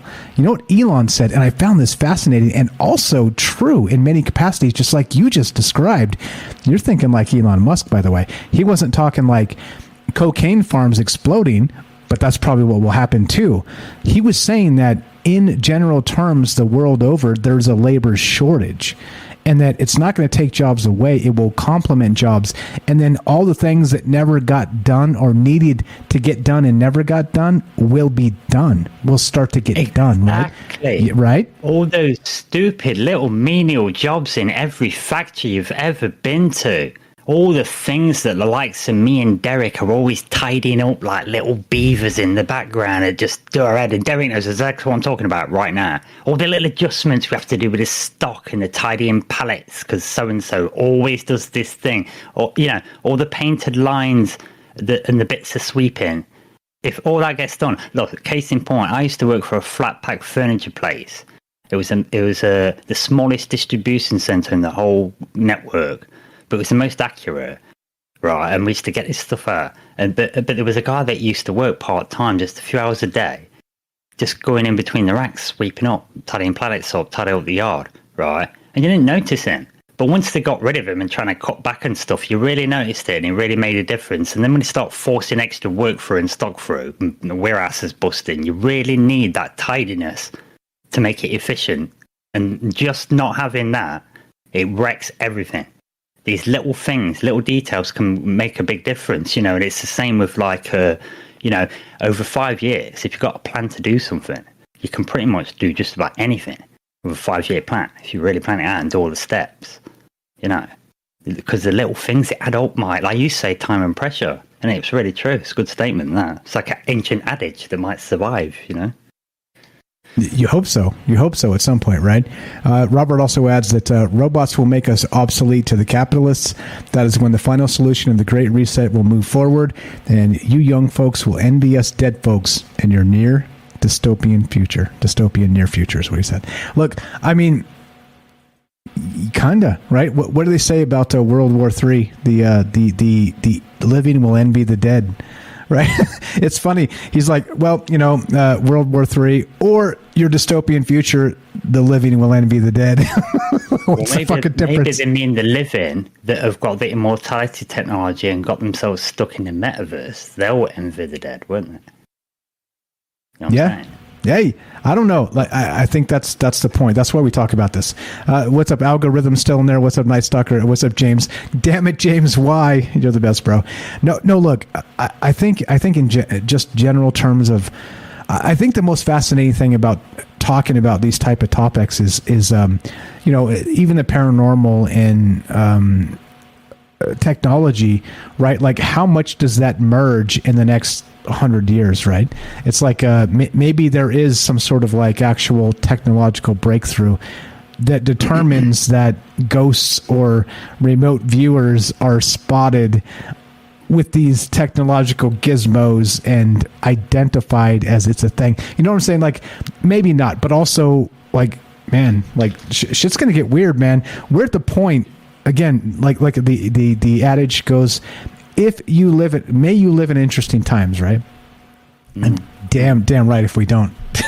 I'll tell you what. Yeah.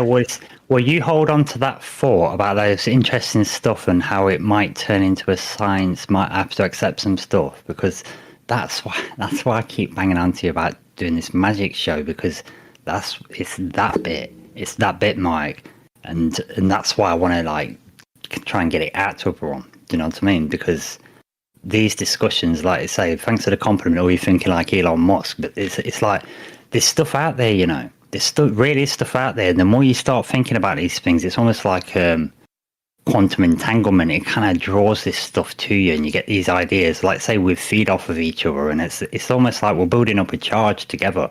Do you know what I mean? Drawing out the answers, you know, sort of thing. Like, we're all going super hot and drying out the moisture to reveal, you know, the substance kind of thing. So I think it's all really important stuff, man. And I think the crazy part too is, like I always say, so if you listen to a propagandist, they'll tell you there's one answer, right? If you listen to like a whole trouble mind show and you have an open mind about what everybody says, you may come to realize, which I've come to realize, which again, I'm no saint or any of the rest of that or some genius or anything else, but the more people I talk to, the more I realize how wrong I was. And there are multiple answers to these things, to these questions. And so it's not about one propagandist answer. It's that there are multiple answers. And that's the beauty of all this. Yeah. Hell yeah. Mm-hmm. Yeah. There's more than one way to get to places. I think that's the same with, I was talking to someone today, actually, Alejandra, about, she was on about those moments where you kind of like, you follow your intuition. And it kind of spiraled into my head because someone else mentioned it earlier, and I was thinking about maybe they're the moments, maybe they're like doorways when you have those intuition moments and you either kind of follow them or you don't. So you turn left or right. Do you know what I'm saying? And I think they might be like, maybe they're the opportunities that we've set up where we can jump onto another timeline, which would ultimately lead to the most optimum outcome that we want if we followed all the intuitions. Does that make sense? Yeah. No, it makes a lot of sense. In that the answer, I think the answer isn't singular, and I think that's the thing. Good night to Jennifer. Good night to Algorithm. Thanks for hanging out with us. Thanks for the amazing phone calls tonight. Thanks for being part of this journey. This is amazing, and I know this is when we're wearing out the OGs and the super contributors. I think we've overstayed our welcome. What do you think? Yeah, maybe so. Yeah, thanks for hanging on for me. I had the technical problems, didn't I? But yeah. No, you're good. You're good. So I think it's finally time to say the word. The word is nunchucks. Nunchucks. Forgot the safe word, Steve. You do forget. Hey, don't forget. Because if you don't forget, things make it ugly. Rumpelstiltskin. Rumpelstiltskin. Beetlejuice. You didn't say it the fourth time. Let's go, Brandon. That's what I'm talking about. Let's get the fuck out of here. Rohan, you're the best. Rohan here, a good friend of mine, good friend of the show. So you guys, many of you know him. If you don't, you should. Come join the Discord at troubledminds.org. He's a better dude than he seems here on the show. He's putting on the show. We're all putting on the show when we're here, but we're better people offline. You'll see.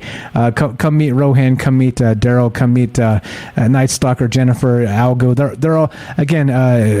I can't name everybody because if I do, I'll leave it, and I'll leave people out. Links all in the descriptions. James, damn it, James, this is all your fault. This one is all your fault, James. Give everybody a follow with links in the description, guys. Thank you so much for being part of this. The Mighty Rohan has a podcast called the Exiled Minds Podcast. There you go. Follow the shit out of that. When are we doing the thing? When are we doing the magic thing? Well, now I've got this sorted out. I think I'm about to do it soon because I'm just going to test the thing and just send some stream to YouTube, see what happens. But yeah, and I've got this audio fixed up and I'm doing it how I'm supposed to do it. Then yeah, we should be great, Mike. Should be good. Okay, fantastic. Ready to go. So we're going to do a show with Rohan and I on the Exiled Minds podcast, and we're going to talk about magic. Okay. And I don't believe magic is real, but Rohan's going to convince me. Well, actually, I'm not going to try and convince you. I just want to show you something or a bunch of stuff. And I want to see what you think about it and see, not that I'm trying to change your mind. I just think there's these bits that we should all know about. And then it might change the perspective and then the way that we label things. And it ties into what you've talked about today. So, should be cool. Perfect. All right. I'm ready and willing, sir. You let me know. We'll do it. Give us a day or so or two so we can put the word out. So lots of people are interested. My mother was like, hey, she keeps asking me, hey, when are you going to be on the Rohan show? When are you going to be on the Rohan show? I like that. I got an email the other day. I got an email address. I haven't checked it for ages, and someone wants to be on the show. See? Like crypto. I have no idea who it is, but I don't know. Yeah, don't click the links. Don't click the links. Yeah. Don't click the links. All right, let's roll it. Let's get the fuck out of here. Rohan, you're the best. Everybody else, you guys know you're the best as well. Daryl, you have anything to? You've been very, very patient, very, very quiet, and you're very, very amazing. Anything to say before we bounce here? Oh, I just love the calls. Rohan's great. Jenny's great. If I miss anybody, I'm sorry. I don't have a good memory after the second, third, fourth call. See? I need a robot to remind me. Yeah, right? Know? Hey, don't forget the safe word. Don't forget the safe word. Right? Heal. I think I'm going to get a mini robot, something very small, something very small. Get a mini me. Get a mini Daryl. A mini one, something that would be functional that couldn't beat me up. That's it, safe word or not, I'd be able to crush it if it misbehaved, kick it across the room. It can't be bigger than me, that's it. And it could be very functional too. So very small, cute, and efficient, I think, Daryl, you're onto something. If I had a soccer ball that could get me off, we might have the start of something beautiful. I think you can make like a little mini human that's really cute and hot, and I can do all the things that Night Stalker was talking about that I'm not going to repeat, but I enjoyed hearing him talk about. I don't have to repeat it, but yeah, all those naughty things and all the other things, Hey, I think that's the idea. Hey, we're talking here.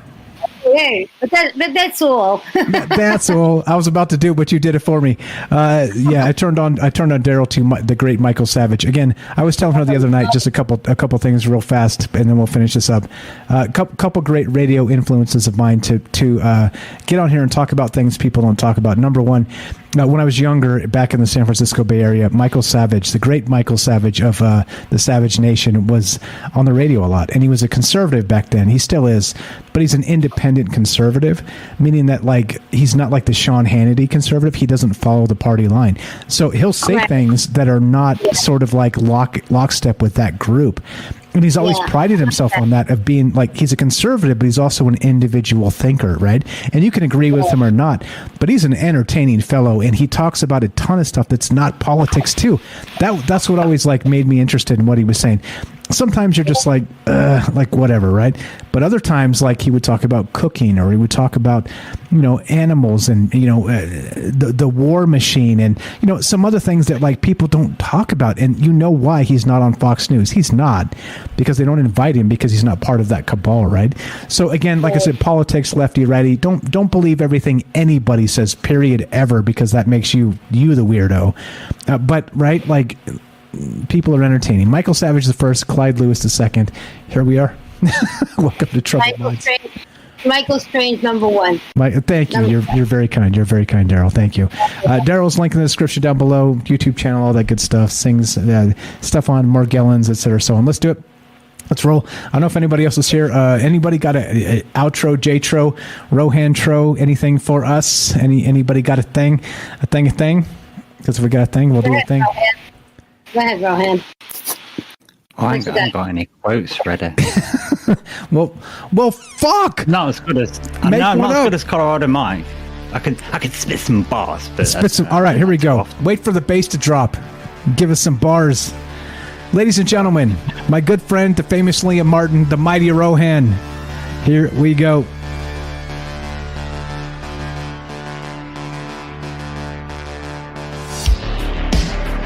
Listen, I've got a troubled mind, and the trouble with mine is that I'm always sneaking up on myself from behind to give me a fright, because I'm so far behind the head of my time. I would pick it up, but I'm so terrible. You're so far ahead of me, bro. Your brain works in ways I can't even imagine. That was amazing. Is that going to be a thing? Oh, that's going to be the. Will that be the bridge on the album? Was Rogue Topas? Okay, we can just whip something up, Mark, me and you. I agree. We can whip some shit out super fast. All right, look, this is how it ends, right? I don't know. I don't even know, because I don't know the answers. And look, please remember when I say this, and I mean this. Beware of people with the answers, because there's not just one answer. There's not. Beware of people bearing easy answers. They feel good because they press your biases in just the right way, like a robot might, like a soccer ball that could get you off. But let me tell you what, they're not. It's a lot of horse shit. It's a lot of brainwash. You guys already know. That's fine. Let's get the hell out of here. All right. I don't know. What the fuck? Patreon, Rockbin, listen to the podcast feed, sub up on Twitch, whatever. Spread the word. Click the things. Look, I don't care. At some point, you're just like, look, I'm here because I want to be here, not because I'm like, we're building something and it's amazing. But at some point, I also kind of don't give a fuck. right? Meaning that, like, hey, if you pop up in the chat and you be a dick, you're also gone. So, like, hey, you can have both things at the same time, and that's that. So if you want to help the show, just spread the word. That's it.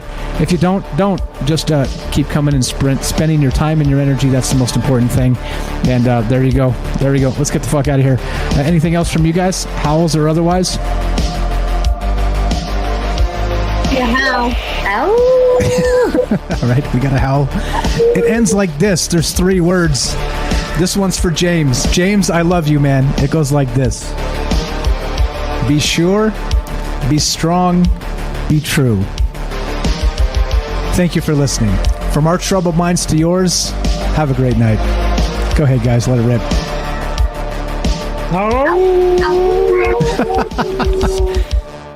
Happy 420. Happy birthday to Lily. Great comment yesterday, Lily. I forgot to read it. Lily asked if there's a lost and found for tulpas, and I thought that was super hilarious. A lost and found for rogue tulpas. I forgot to read it. I should have read it. Anyway, I'm reading all the chat. I see you guys there. Thank you so much for being part of this. We're out. Some of us will be in the chat afterward. Troubleminds.org. Click the Discord link. Come say hi. See you guys tomorrow. Love you guys. God Love willing. you guys. See you guys tomorrow. Good night.